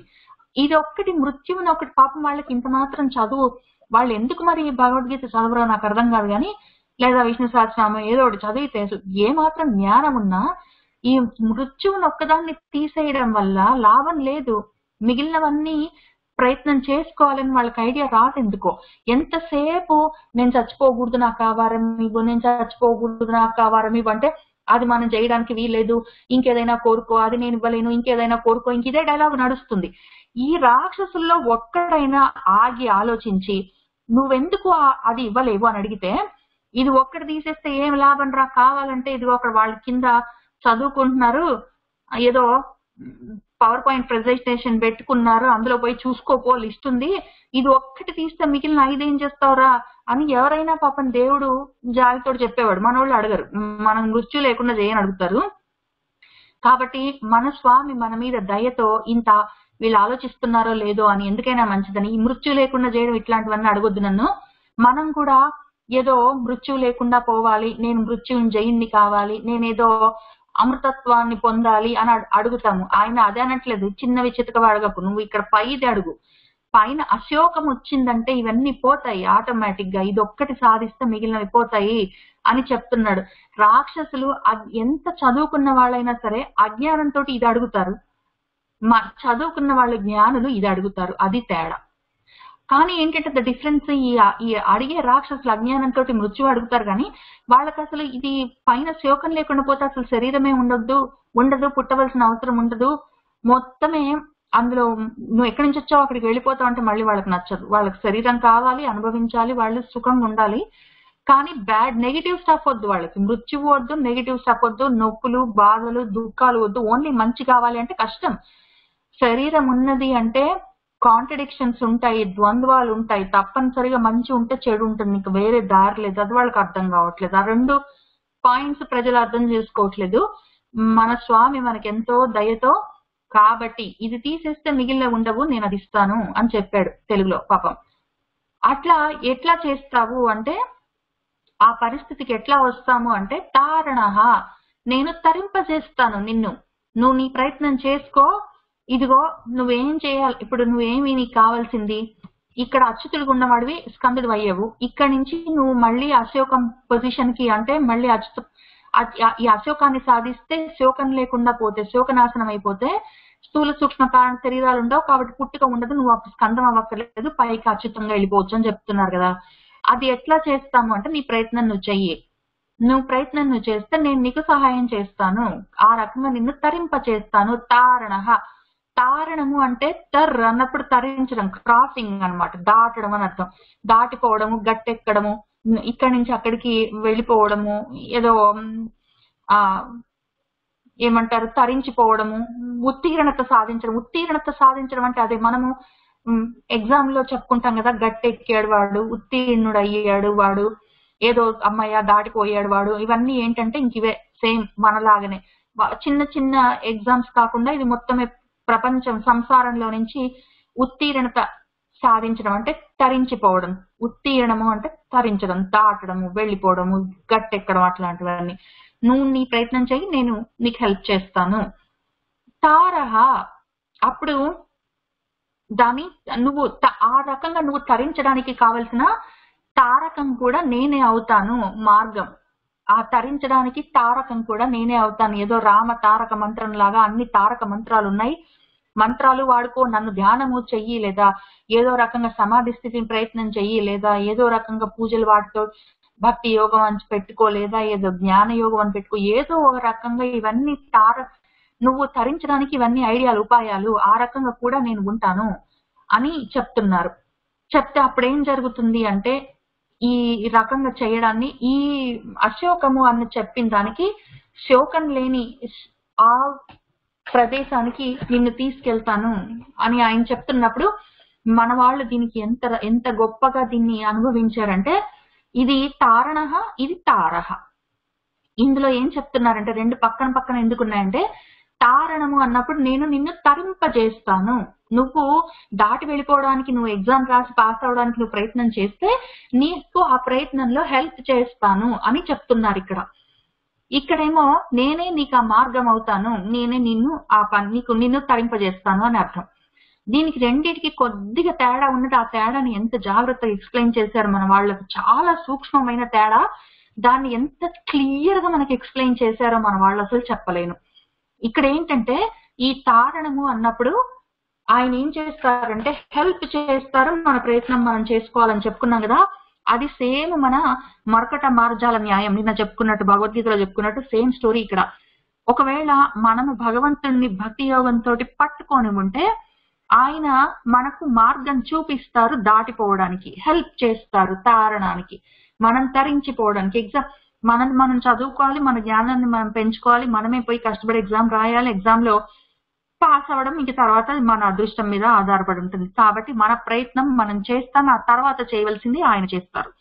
తారహ అన్నప్పుడు ఏం చేస్తారంటే ఇది పిల్లి పిల్లలాగా అసలు ప్రయత్నం మనము ఆయన ఏం చేస్తారంటే మొత్తం ఇక్కడి నుంచి ఎత్తి ఒక్క దెబ్బకి సముద్రం మధ్యలో ఉన్నామనుకోండి, చేసినంత ప్రయత్నం మనం చేసి చేసి చేసి చేసి అలసిపోతే ఆయన ఏం చేస్తారంటే ఒక్కసారి ఈ చేతిలో తీసుకొని మనల్ని ఒక్క విసిరితే మొత్తం సముద్రం దాటి అవతల గట్టికెళ్ళి పడతాం మనం.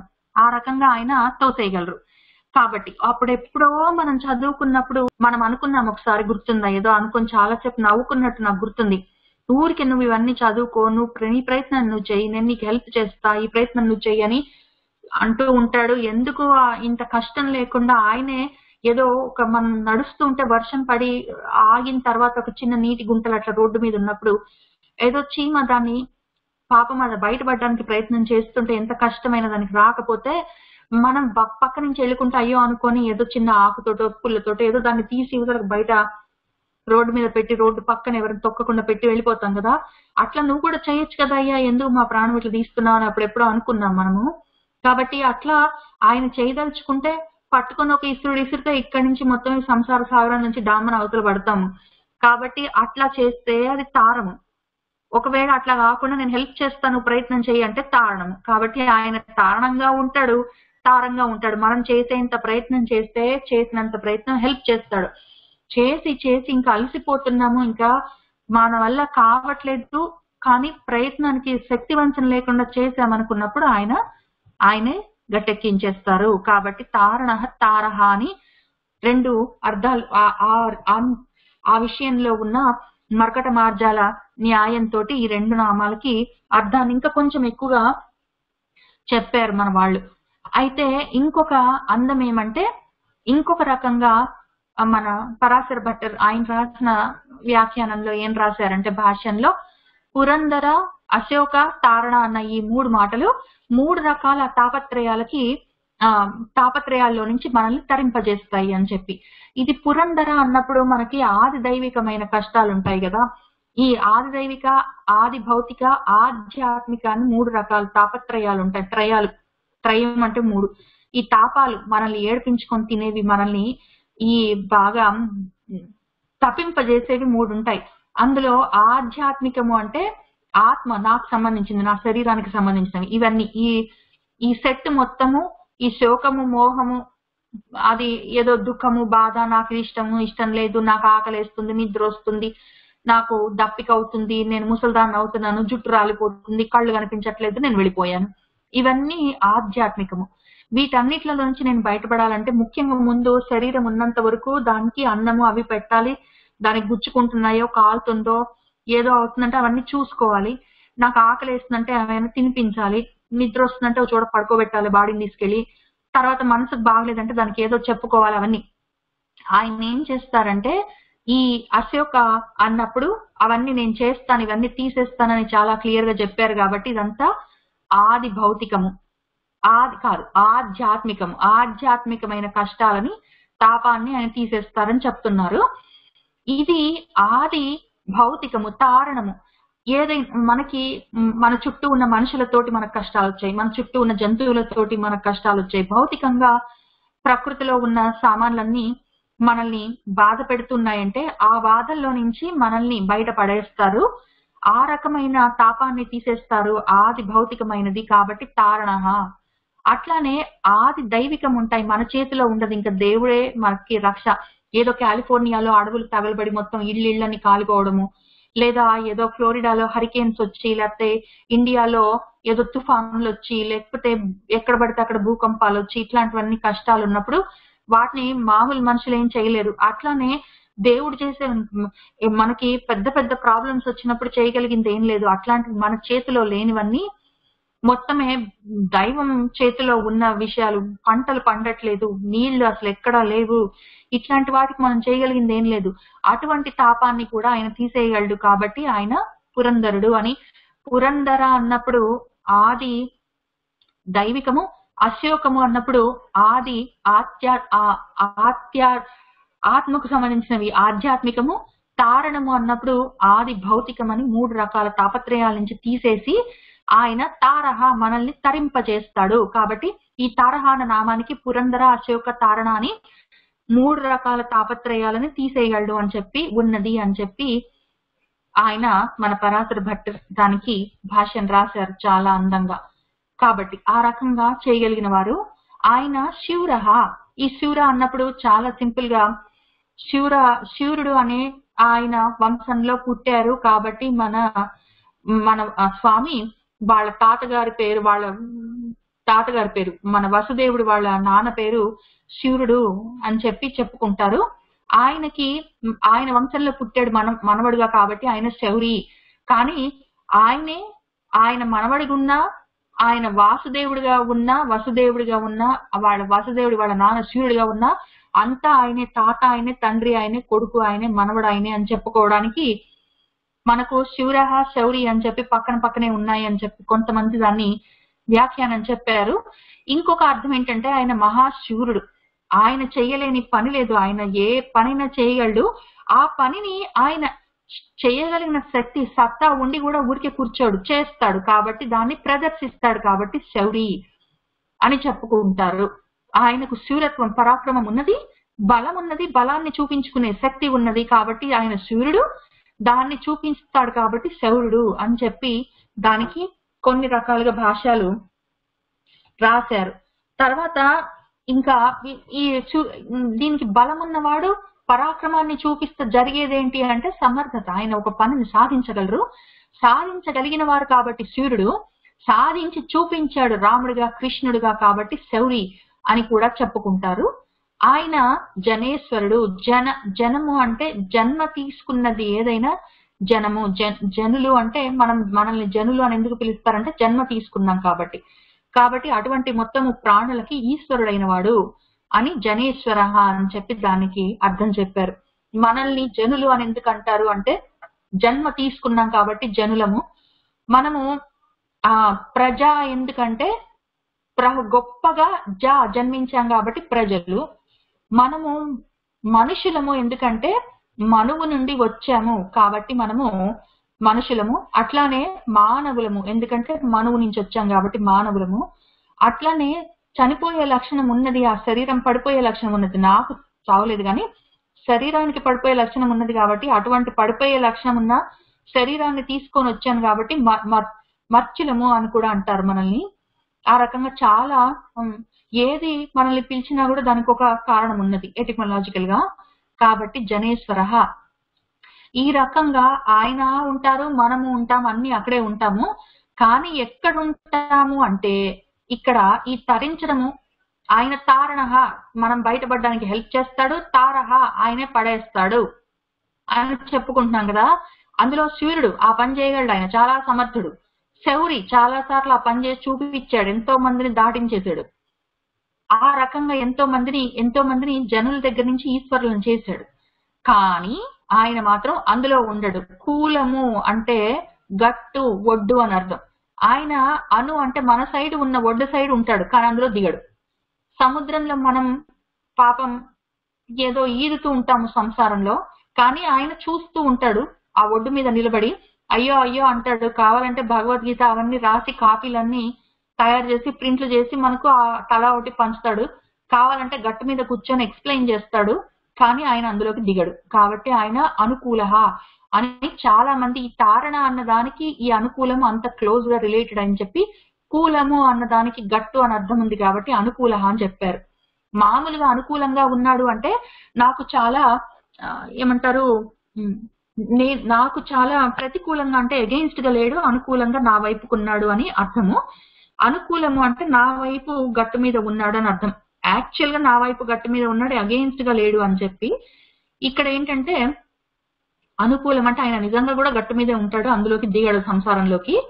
ఒకవేళ దిగినా కూడా రాముడిలాగా కృష్ణుడిలాగా ఉన్నా కూడా కనిపిస్తాడు, ఆయన యాక్చువల్ గా అందులో ఉండడు. నేను కనిపిస్తాను అందులో ఉండను అని పాపం భగవద్గీతలో చెప్పాడు కూడా. కాబట్టి ఉండి ఏం చేస్తాడు, ఆ కూలం మీద ఉండి ఆయన శతావర్త, ఆవర్తనము అంటే తిప్పుతూ ఉండడం. ఆయన రౌండ్ రౌండ్ గా తిప్పుతూ ఉంటాడు మొత్తము. ఈ ఎన్ని తిప్పుతూ ఉంటాడంటే ఈ సంసారం అనే చక్రాన్ని తిప్పుతాడు, ఆ కాలం అనే చక్రాన్ని తిప్పుతాడు, ఈ భూమి అనే చక్రాన్ని తిప్పుతాడు, నా మనసుని తిప్పుతూ ఉంటాడు, ఆ పైన మొత్తమే బ్రహ్మాండాలను తిప్పుతూ ఉంటాడు, నక్షత్రాలని జ్యోతిర్గణాలను తిప్పుతూ ఉంటాడు. తిప్పడమే తిప్పడం కాబట్టి శతావర్త. శత అంటే అనంతంగా అంతు లేకుండా ఆవర్తనంగా తిప్పుతూ ఉంటాడు ఆయన. ఆ మొత్తం రౌండ్ రౌండ్ గా చక్రాలు తిప్పి తిప్పి ఏం చేస్తాడు అంటే పద్మి. ఆయన పద్మం, మనం ప్రతిసారి పద్మము అనగానే వికసనం అని చెప్పుకుంటాం కదా.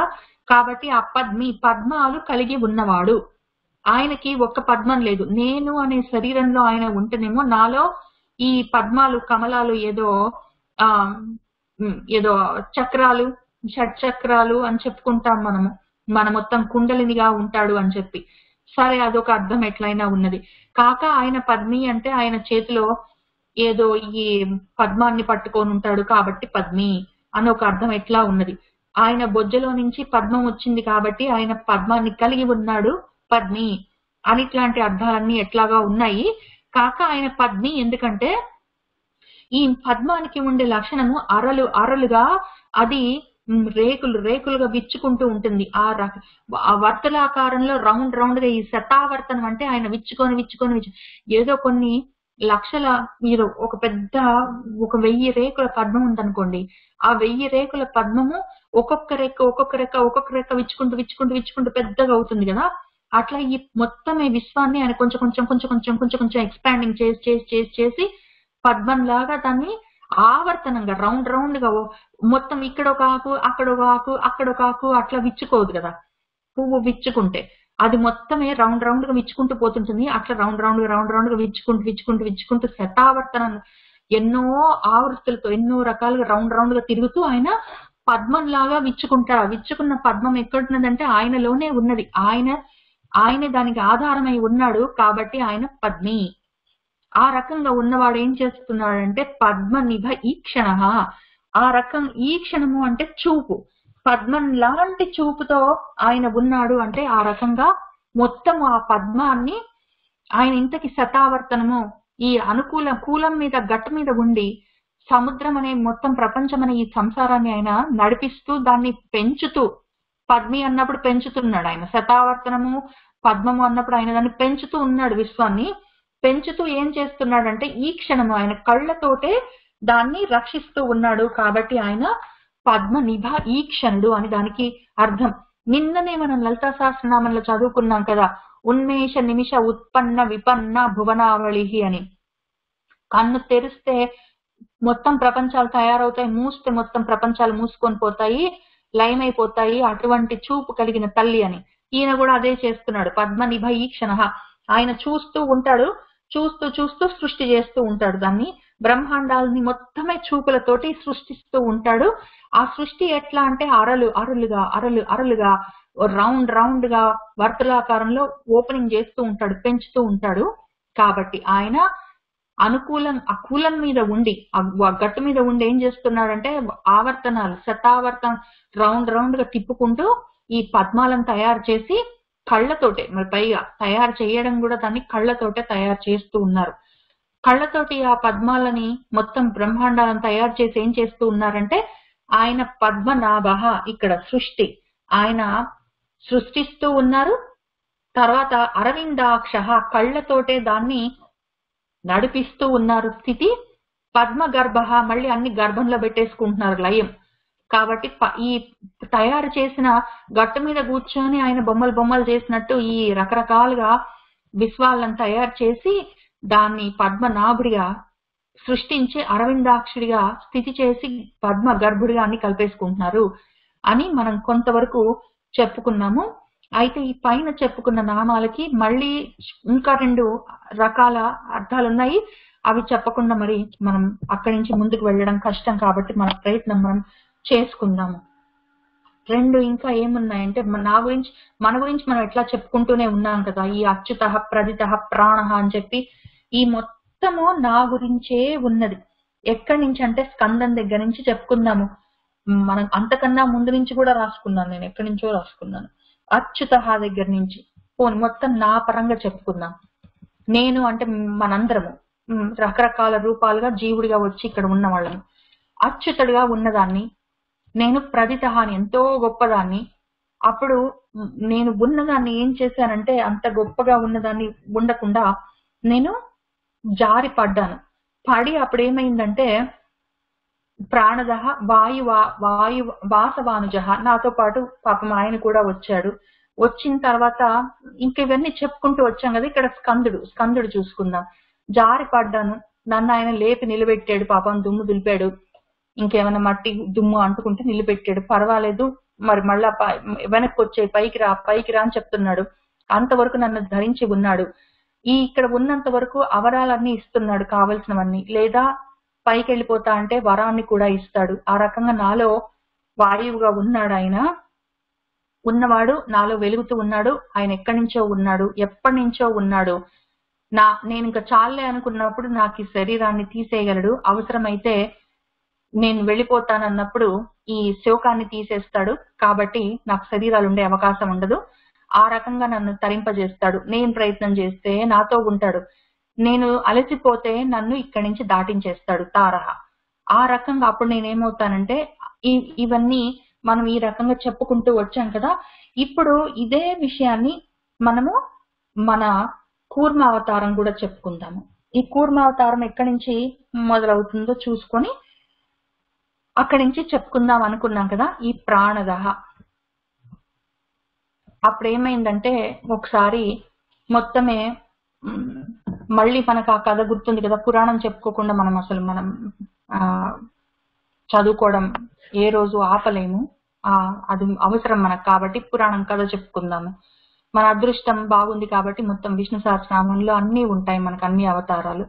అప్పుడేం జరిగిందంటే ఒకానొక సమయంలో ఏదో మన ఇంద్రుడు అన్నీ ఉన్నాయి, నా అంతటి వాడిని నేను, నాకు లేనిది ఏమీ లేదు, నాకు మొత్తము 3 లోకాలకి ఆధిపత్యం ఉన్నది, నేను చాలా గొప్ప అనుకున్నాడు పాపము. ఆ రకంగా ఉన్నప్పుడు ఏం జరిగిందంటే ఒక రోజు వెళ్తూ ఉన్నాడు ఐరావతం ఎక్కి. అప్పుడు దూర్వాసుడు ఏదో మనముని దేవుడి దగ్గరికి వెళ్ళాడు, విష్ణుమూర్తి దగ్గరికి. ఆయన ఒక పూలమాల తీసి ఇచ్చాడు. ఈయన దాన్ని కొంచెం సరే దారిలో కనిపిస్తే ఇంద్రుడికి తెచ్చిస్తే ప్రసాదం లాగా తీసుకోకుండా తీసి పక్కన ఐరావతం మీద పెడితే ఆయన కోపం వచ్చింది. సరే నువ్వు ఏమి చూసుకొని ఇంత అహంకరిస్తున్నావో అవన్నీ పోతాయిలేపో అని చెప్పాడు. అది శాపం కూడా కాదు, బాగుపడేందుకు అవకాశం. సరే అని చెప్పి వెంటనే అన్ని మొత్తం ఆయనకున్న ఐశ్వర్యము, డబ్బులు, అప్సరసలు, ఆయన దగ్గర ఉన్న మొత్తం అన్ని ఐరావతంతో సహా మొత్తము అందులో పడిపోయినాయి, కల్పవృక్షంతో సహా సముద్రంలో, పాల సముద్రంలోనే, పైగా అక్కడిక్కడ కూడా కాదు. అప్పుడు ఏం చేయాలో అర్థం కాలేదు. వచ్చి పాపం హెల్ప్ అడిగాడు. అడిగినప్పుడు ఏమైందంటే ఆయన సరే మరి నేను నీకు హెల్ప్ చేస్తా అని ప్రామిస్ చేశాడు. చేసి ఆయన ఏం చేశాడంటే ముందు దేవతలకి ఒక సలహా చెప్పాడు. ఆ పాల సముద్రం అన్నొచ్చి ఇక్కడ పడ్డాయి అన్నారు కదా, దాన్ని చిలికితే అందులో నుంచి ఇవన్నీ పైకి వస్తాయని చెప్పాడు. చెప్తే సరే మరి వాళ్ళకి ఓపికలు అన్ని పోగొట్టుకున్నారు. వాళ్ళకి ఏ రకమైన శక్తి లేదు, ఇంకా వాళ్ళకి ఏ రకమైన ఐశ్వర్యం, విభూతి ఏమీ లేకపోయేసరికి వాళ్ళు అయోమయంగా ఉంటే సరే ఆ శక్తి కూడా నేనే ఇస్తాను అని చెప్పి ఆయన ప్రాణదహ వాళ్లకు అవకాశం ఇచ్చాడు. ఆ చిలకడానికి వీలుగా కావలసిన శక్తిని ఇచ్చి ఏం చేశాడంటే ఆయన మళ్ళీ ఆ ఇంద్రుడికి హెల్ప్ చేయడం కోసం అని చెప్పి వాసవానుజుడు, మళ్ళీ ఈ వాసవానుజుడు అంటే మళ్ళీ మన వామన అవతారం అని అటు వెళ్ళకూడదు. ఇక్కడ మళ్ళీ ఇంద్రుడికి హెల్ప్ చేయడానికి ఆయన రకరకాల రూపాలతో వచ్చారు. వాసవానుజుడిగా వాసవుడి కోసమే వచ్చారు. వచ్చి ఏం చేశాడంటే ఈ అపాం నిధి ఉన్నది కదా, మొత్తం సముద్రము, ఆ పాల సముద్రం అంతా ఆయనే అయి నిలబడి ఉన్నారు. నిలబడి ఏం చేశారంటే ఆయన అధిష్టానం, దానికి ఆధారమై ఉన్నారు. ఉన్న స్వామి మొత్తం ఇప్పుడు పాల సముద్రంలో పడిపోయినాయి, పాల సముద్రాన్ని చిలికితే పైకి వస్తాయి, మళ్ళీ పాల సముద్రం ఒకటి ఉండాలి కాబట్టి ఆయన పాల సముద్రం అయ్యారు. ఈ పాల సముద్రం ఉండడానికి ఒక ప్లేస్ కావాలి కాబట్టి దానికి అధిష్టానం అయ్యారు, దానికి ఆధారం అయ్యారు. అయిన తర్వాత ఎంతో అలర్ట్ గా ఈ మొత్తం మళ్ళీ పైగా ఉన్న పాల సముద్రం తొణకడము, పై మొత్తం వేరే ప్రపంచాలని బ్రహ్మాండాలని నింపేయడము, అది మొత్తమే ఓవర్ఫ్లో అవ్వడం, ఇట్లాంటివన్నీ జరగకుండా అప్రమత్తంగా ఆయన దాన్ని మెయింటైన్ చేస్తున్నారు. ఆ రకంగా ప్రతిష్ఠిత ఆయన స్థిరంగా నిలబడి ఉన్నారు. అప్పుడు ఏం జరిగిందంటే ఆయన వీళ్ళందరూ కలిసి ఒక మంత్రగిరిని తీసుకొచ్చుకున్నారు. పాపం ప్రయత్నం చేస్తుంటే అప్పుడు తెచ్చి పెట్టినప్పుడు పెట్టుకోవడానికి ప్రయత్నం చేస్తే అదేమో స్కందహ జారిపోతూ ఉన్నది సముద్రంలోకి. జారిపోతుంటే ఆ స్కందంగా అది ఆ మొత్తం మంత్రగిరి దాన్ని పాపం మళ్ళీ దాని కింద కూర్మ అవతారమై ఆయన మళ్ళీ తావేలుగా ఉండి దాన్ని పైకి లేపి నిలబెట్టారు. కాబట్టి స్కందధరహ నిలబెట్టి ఉన్నప్పుడు ఆ మొత్తమే మందర పర్వతం చాలా బరువుగానే ఉన్నది. అయినా కూడా ఆయన ధుర్యహ ఎంత బరువైనా సరే ఆయన ధరించి ఉండగలరు కాబట్టి ఉన్నారు. ఆ రకంగా ఉన్నప్పుడు వాళ్ళందరూ దాన్ని చిలుకుతూ ఉంటే ఇంతకీ ఆ పాల సముద్రం ఎవరు? ఆయనే. ఆయనలో నుంచే ఈ మొత్తం అన్ని సామాన్లు మళ్ళీ బయటికి వచ్చాయి. కాబట్టి ఆ బయటికి వస్తున్న సామాన్లన్నీ ఆయనలో నుంచే వచ్చాయి కాబట్టి అవన్నీ వరాలుగా ఆయన బయటికి తీసుకొచ్చారు కాబట్టి ఆయన వరదహ. లేదా అవి మనం ఇంతకు ముందు చెప్పుకున్న డెఫినేషన్ ని బట్టి వరము అంటే అన్నిటిని దాటిపోయి మళ్ళీ నా స్వస్థానంలో ఉండడం. ఏదో ఇంద్రుడిగా చంద్రుడిగా ఉన్నా కూడా మళ్ళీ నేను రూపాన్ని తీసుకొని వచ్చింది తక్కువ రకమే కదా, మొత్తమే నేనుగా నిలబడిపోలేదు. కాబట్టి ఆ రకంగా చూసుకున్న అవరాలన్నీ ఇచ్చాడు ఆయన. ఆ రకంగా ఉన్నవాడు ఏం చేశాడంటే మొత్తమే ఆ రకరకాల సామాన్లన్నీ బయటికి వచ్చాయి. వచ్చిన వాటిని వాళ్ళందరూ తలా ఒకటి తీసుకుంటూ వెళ్ళారు అని చెప్పి ఇంతవరకు ఈ అవరదం వరకు ఉన్న నామాలు మొత్తం ఈ ప్రాణదహ దగ్గర నుంచి అవరదం వరకు లేదా వరదం వరకు ఉన్నవన్నీ కూర్మ అవతారం అని చెప్పుకుంటారు మన వాళ్ళు. యాక్చువల్ గా ఇది చదువుతున్నప్పుడు నాకు అనిపించింది, ఈ నామాలు చూసినప్పుడు నాకు ఆ పాల సముద్రంలో నుంచి అన్ని బయటికి రావడమే కదా వరము అని, ఆయన వరాలు ఇచ్చారు అని అన్నప్పుడు నాకు ఒక గొప్ప కనెక్షన్ వెలిగింది. ఆ మొత్తమే ఈ ఐరావతంతో సహా రకరకాల ఐశ్వర్యాలు లక్ష్మీదేవితో సహా చంద్రుడితో సహా ఇంద్రుడితో సహా మొత్తం అందులో పడిపోయాయి కదా. ఇంద్రుడు కాదనుకోండి, బయట ఉన్నాడు. అయితే ఇవన్నీ అందులో పడిపోయినాయి అంటే పాల సముద్రంలో సరే అనుకున్నాము. అందులో నుంచి బయటకు వచ్చాయి చిలికితే అంటే సరే అనుకున్నాం. కానీ ఇక్కడ చదివిన తర్వాత నాకు అనిపించింది ఆ పాల సముద్రం ఆయనే అయి ఉన్నాడు, అందులో నుంచి మళ్ళీ వాటన్నిటిని బయటికి తీశాడు అంటే లక్ష్మీదేవితో సహా అన్ని ఆయనలోకి వెళ్ళిపోయాయి అంటే మొత్తం ఉన్నదంతా ఒకటే. మనకు లక్ష్మీదేవిగా, ఆయన శక్తిగా, ఏదో ఐరావతంగా, ఏదో కల్పవృక్షంగా, ఏదో డబ్బులుగా, ఏదో చంద్రుడుగా, ఈ రకంగా కనిపిస్తున్న సకల సామాను మొత్తము ఆయనే, అందులోకే వెళ్ళిపోయాయి, మళ్ళీ అందులో నుంచే వచ్చాయి, వేరేగా లేవు అని. అప్పుడు నాకేమనిపించిందంటే అక్కడ ఉన్న పాల సముద్రము, దాని మీద ఉన్న మందరము, మందరం కింద ఉన్న కూర్మము, దానికి కట్టేసిన వాసుకి, ఇటు సైడు చిలుకుతున్న దేవతలు, అటు సైడ్ చిలుకుతున్న రాక్షసులు, అందులో నుంచి బయటకు వస్తున్న చంద్రుడు, ఏదో మిగిలిన సామాను, ఇవన్నీ మొత్తం చుట్టూ నిలబడ్డ దేవతలు, మొత్తం అంతా ఒకటే కదా స్వరూపము, ఇన్ని రకాల రూపాలతోటి ఉన్నాడు అని అనిపించి నాకు చాలా ఆశ్చర్యం అనిపించింది. మొత్తం విశ్వం విష్ణువు అని చెప్పిన దానికి ఈ ప్రాణదహ దగ్గర నుంచి వరదహ వరకు ఆలోచించుకుంటే ఉన్నది మొత్తం అదే కదా అనిపించింది. ఆడ మొత్తం ఒక విశ్వం అని ఉన్నది, అది ఎక్కడి నుంచి వచ్చిందంటే విష్ణువులో నుంచి వచ్చింది, ఇంకెళ్ళిపో అని చెప్పి మొత్తమే నిజంగా అర్థమైతే మొత్తం విష్ణు సహస్రనామంలో ఉన్న ఈ 1000 నామాలు చదవాల్సిన అవసరం లేదు. ఒకటి ఉన్నది, దానికి అది కారణము, ఇది ఉన్నదాన్ని విశ్వం అనుకో, దానికి కారణమైన దాన్ని విష్ణు అనుకో, ఇంకా అదే పో, ఇంకెళ్ళు అని చెప్పి చాలా సింపుల్ గా చెప్పిన దాన్ని ఇంకా కొంచెం ఎలాబరేట్ చేసి ఇగో అదే ప్రాణము, అదే మళ్ళీ పుట్టింది, అదే సముద్రం అయింది, అదే ఒక మంత్ర పర్వతం లాగా నిలబడ్డది, అదే జారిపోతే కింద కూర్మం అయింది, అందులో నుంచే రకరకాల చంద్రుడు మొదలైన సామాన్లన్నీ వచ్చే, ఇంకా అదే ఇంకెళ్ళు అని దాన్నే ఎంత సింపుల్ గా ఎలాబరేట్ చెప్పింది కదా విష్ణు సహస్రనామం. నాలాంటి ముద్దుగురకి ఎన్ని రకాలుగా చెప్పి ప్రయత్నం చేస్తుందో మనసులో కుదురుగా ఆ విషయం నాటుకోవడానికి అని ఆశ్చర్యం అనిపించింది. తర్వాత ఇదే మళ్ళీ ప్రాణదహ దగ్గర నుంచి వరదహ వరకు ఆలోచించుకుంటే నాకు ఇంకో రకంగా అర్థమైంది ఈ విషయం.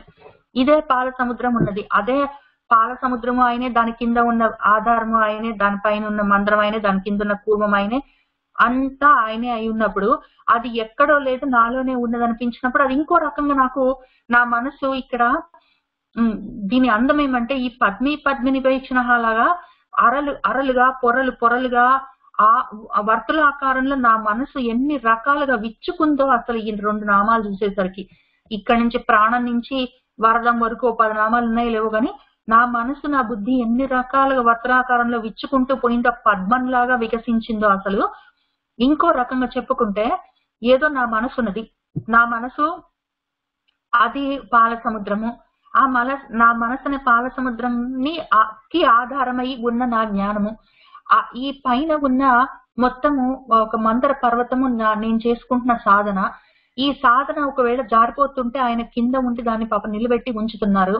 ఆ పైన వాసుకి అని చెప్పి నేను చదువుకుంటున్న స్తోత్రాలు, మంత్రాలు, పుస్తకాలు, ఆలోచనలు ఇవన్నీ ఆ వాసుకి అని దాన్ని వేసి ఈ నా సాధన అనే కవ్వాన్ని పెట్టి మందరగిరిని అటు సైడు నాలో నేను బాగుపడాలన్న కోరిక, ఇటు సైడు ఏదో ఈ తాపత్రయం పడితే ఇప్పుడు భగవద్గీత చదివామనుకో, చదివితే ఎప్పటికో ఒకప్పటికి నేనెవరు అని తెలుసుకొని నా స్వస్థితిలో నిలబడతాను, అది నాకు లాభము, సరే మంచిది.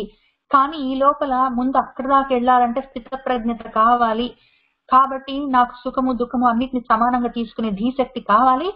అంతకన్నా ముందు నాకు ఈ కోపాలు ఏదో కోరికలు తగ్గాలి. ఈ కోపాలు కోరికలు తగ్గితే అవి మొత్తమే మోక్షం కాదు, నేను మొత్తమే నా స్వస్థానానికి వెళ్ళిపోవడం కాదు. కానీ ఆ కోరికలు కోపాలు తగ్గడము కొంతవరకు అవరాలే కదా, కొంచెం తక్కువ రకమే కానీ వరాలే కదా. కాబట్టి అవన్నీ వస్తాయి. ఎట్లాంటివంటే చంద్రుడు లాంటి మనశ్శాంతి, ఏదో లక్ష్మి లాంటి నాకు కావలసిన శక్తి, ఏదో కల్పవృక్షం లాగా పక్కవాడికి చేయగలిగిన సేవ చేయాలన్న బుద్ధి, ఇట్లాంటి మంచి అంతా అందులో నుంచి బయటకు వస్తుంది. అవన్నీ మళ్ళీ ఆ స్వరూపమే. కాబట్టి ఆ తర్వాత ఇటు సైడ్ రాక్షసులుగా నిలబడి ఉన్నాయి. నాకు ఇదిగో నేను విష్ణు సహస్రనామం చదివితే నాకు ఉద్యోగం వస్తుంది, సుందరకాండ చదివితే నాకు ఏదో కష్టాలు పోతాయి, ఏదో భగవద్గీత చదివితే నాకు మనశ్శాంతి కలుగుతుందని ఇట్లాంటివన్నీ ఆలోచించుకునే నా ఏదో ఆశ్రయ లక్షణాలు ఉన్నాయి. అంటే చెడు అని కాదు, కానీ ఏదో రాక్షసులు లాంటివి నాకు ఈ జన్మ కోసం బ్రతకడానికి కావాల్సిన కోరికలన్నీ తీర్చుకోవడం కోసం ఒక సైడ్ నిలబడ్డాయి. ఒక సైడ్ ఏమో సరే ఇవన్నీ చదవడం వల్ల నా మనసుని చిలికితే ఇందులో నుంచి నాకు వరం వస్తుంది, నేను బాగుపడొచ్చు, నాకు అంతటి జ్ఞానం కలుగుతుందని ఇటు సైడ్ దేవతలందరూ నిలబడ్డట్టు నాలోని ఆ కోరికలు నిలబడ్డాయి. అంటే ఏదో కాంతహార్ మనం చెప్పుకున్నప్పుడు భగవంతుడిని చేరాలన్న కోరిక, అటువంటివన్నీ దైవీ గుణాలుగా ఒక సైడు, నాలో ఏదో ప్రపంచానికి కావలసిన కోరికలన్నీ తీరాలి అన్న ఆశ్రయ లక్షణాలన్న ఒక సైడు నిలబడి నేను చిలుకుతే అందులో నుంచి అవి వస్తాయి ఇవి వస్తాయి, మనశ్శాంతి వస్తుంది, స్థితప్రజ్ఞత వస్తుంది, చివరికి నాకు బ్రహ్మ నిర్వాణం కూడా వస్తుంది. కాబట్టి ఏదో చిన్నవి ఏదో చింతామణి, కల్పవృక్షం, ఏదో ఐరావతము, చంద్రుడు లాంటి వాటితో పాటు ఈ ఐరావతము, ఏదో కల్పవృక్షము, చింతామణి ఇట్లాంటివన్నీ నా కోరికలు, నాకు ఉద్యోగం కావాలి, ఇట్లాంటివన్నీ అవి వస్తాయి అందులో నుంచి. ఏదో చంద్రుడు అట్లాంటిది వచ్చింది అంటే ఏమి, నాకు మనశ్శాంతి వచ్చింది, అది వస్తుంది అందులో నుంచి. ఆ తర్వాత చివరికి బ్రహ్మ నిర్వాణం కూడా వస్తుంది, నాకు లక్ష్మి, మోక్ష లక్ష్మి వస్తుంది. చివరికి ఆ మోక్ష లక్ష్మి వచ్చి ఎవరిని మళ్ళీ శ్రీ మహావిష్ణువునే చేరుకున్నట్టు నేను వెళ్ళి శ్రీ మహావిష్ణువునే చేరుకుంటాను. మిగిలిన చుట్టుపక్కల ఎన్ని నిలబడి ఉన్నా దాటుకుంటూ వెళ్ళిపోయి ఆ లక్ష్మీదేవి విష్ణుమూర్తిని ఎట్లా చేరుకుందో అట్లా నేను నా స్వస్థానానికి చేరుకుంటాను అని చెప్పి మొత్తం ఉన్నదంతా ఎక్కడుంది నాలోనే ఉన్నది అని అర్థమయ్యి కళ్ళు తిరిగే నాకు అసలు భూమి కంపించింది కొంచెంసేపు, మొత్తం ఉన్నది ఇక్కడే అని చెప్పి. నేను ఎప్పుడో చాలా సంవత్సరాల కింద ఒకటి చదివాను.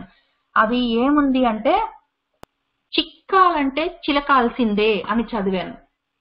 అది ఎందుకో నా మనసులో ఎప్పుడూ గుర్తుంటుంది. చిక్కాలి, ఏదైనా సరే మనకు దక్కాలి అంటే మనం చిలకాల్సిందే. చిలికేది ఏమి అంటే మనసు. నా మనసు పాల సముద్రం లాంటి నా మనసులో నా సాధనను పెట్టుకొని కవ్వంలాగా నేను అదే పనిగా నేను నా ఆలోచనల్ని, అటు మంచి ఆలోచనలు ఉంటాయి, చెడు ఆలోచనలు ఉంటాయి, ఏవైనా సరే ఆలోచనల్ని వాడుకుంటూ నేను నా మనసుని చిలుకుతూ ఉంటే అందులోనే చిక్కుతాడు భగవంతుడు నాకు. అందులోనే నా జ్ఞానం నాకు చిక్కుతుంది. చిన్నవి కూడా చిక్కుతాయి. ఏదో చింతామణి లాంటివి, ఏదో ఐరావతం లాంటివి, ఏదో కల్పవృక్షం లాంటివి, కోరికలు తీర్చేవన్నీ, ఇట్లా డబ్బులు ఇట్లాంటివన్నీ చిక్కుతాయి చిలుకుతూ ఉంటే. అట్లానే మనశ్శాంతి కూడా చిక్కుతుంది అట్లా చిలకగా మనసుని. తర్వాత ఆ చివరన ఫైనల్ గా నాకు ఆ మొత్తం ఈ జ్ఞానం కూడా చిక్కుతుంది. చిక్కాలంటే చిలకాల్సిందే. మనసుని చిలకకపోతే అందులో నుంచి ఏవి పైకి రావు. ఈ మొత్తం పాల సముద్రాన్ని చిలికి అందులో నుంచి ఈ సామాన్లన్నీ బయటికి తీయడం అన్న కథ చాలా లోతైన విషయం. అది ఉత్తగా చాలా అందమైన కథ ఒక్కటే కాదు, అది చాలా అందమైన కథ. కానీ అది ఒక్కటే కాదు, కానీ చిక్కాలంటే చిలకాల్సిందే అని చెప్పి దాన్ని నేను ఇట్లా మనసులో ఒక గోడ మీద రాసి పెట్టుకున్నాను. మధ్య మధ్యలో వెళ్ళి దాన్ని చూసుకుంటూ ఉంటాను. కాబట్టి ఆ చిలకకపోతే ఆ చిక్కేది ఏమీ చిక్కదు. అయితే ఈ చిక్కాలంటే చిలకాల్సిందే ఎందుకంత ముఖ్యము అని మనం భాగవతంలో కూడా ఒక కథ చెప్పుకుందాం. దాన్ని ఎందుకు వదిలిపెడతాము? వదిలిపెట్టే ప్రశ్న లేదు. అయితే ఇప్పుడు చిక్కాలంటే చిలకాలి కదా. ఆ చిలుకుతూ ఉన్నాను పాల సముద్రాన్ని. నేను ఏదో నా ఆలోచనలు, ఆశ, ఆర్తి, ఏదో నా చదువు, ఏదో నా ప్రయత్నము, నా సాధన ఇవన్నీ పెట్టుకొని చిలుక్కుంటున్నాను కూర్చొని. రోజు కాస్త చిలుకుతున్నాను దాన్ని. చిలుకుతూ ఉంటే ఏమవుతుందంటే అందులో నుంచి వెన్న వస్తుంది. ఆ వచ్చిన వెన్నని ఇంతకీ ఆ వచ్చిన వెన్న ఎవరు తీసుకుంటారు అంటే మన తాతగారే కృష్ణ అవతారంలో పైకి ప్రకటనంగా చూపించాడు. నేను ఇట్లా చప్పుడు చేయకుండా మీలో ఉన్న మీ ఇంట్లో ఉన్న వెన్న మీకే తెలియకుండా నేను తీసుకుంటాను అని ఆయన సింబాలిక్ గా చూపించాడు.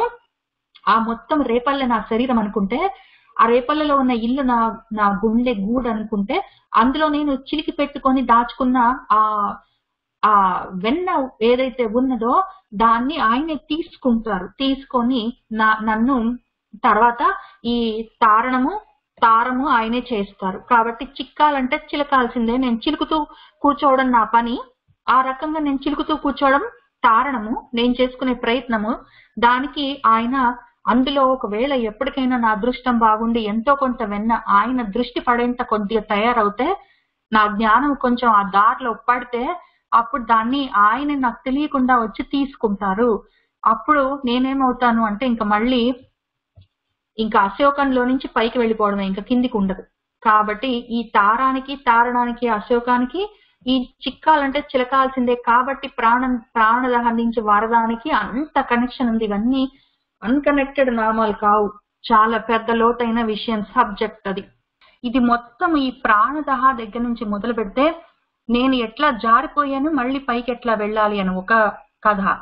తర్వాత మొత్తమే కూర్మావతారం నుంచి మొత్తం జరుగుతున్న విషయాలు, ఆ మొత్తం పురాణం కథ. తర్వాత నా మనసులో, నా గుండెలో నేను చేసుకుంటున్న సాధన, ఆ విషయం గురించి మొత్తం ఆ కథ.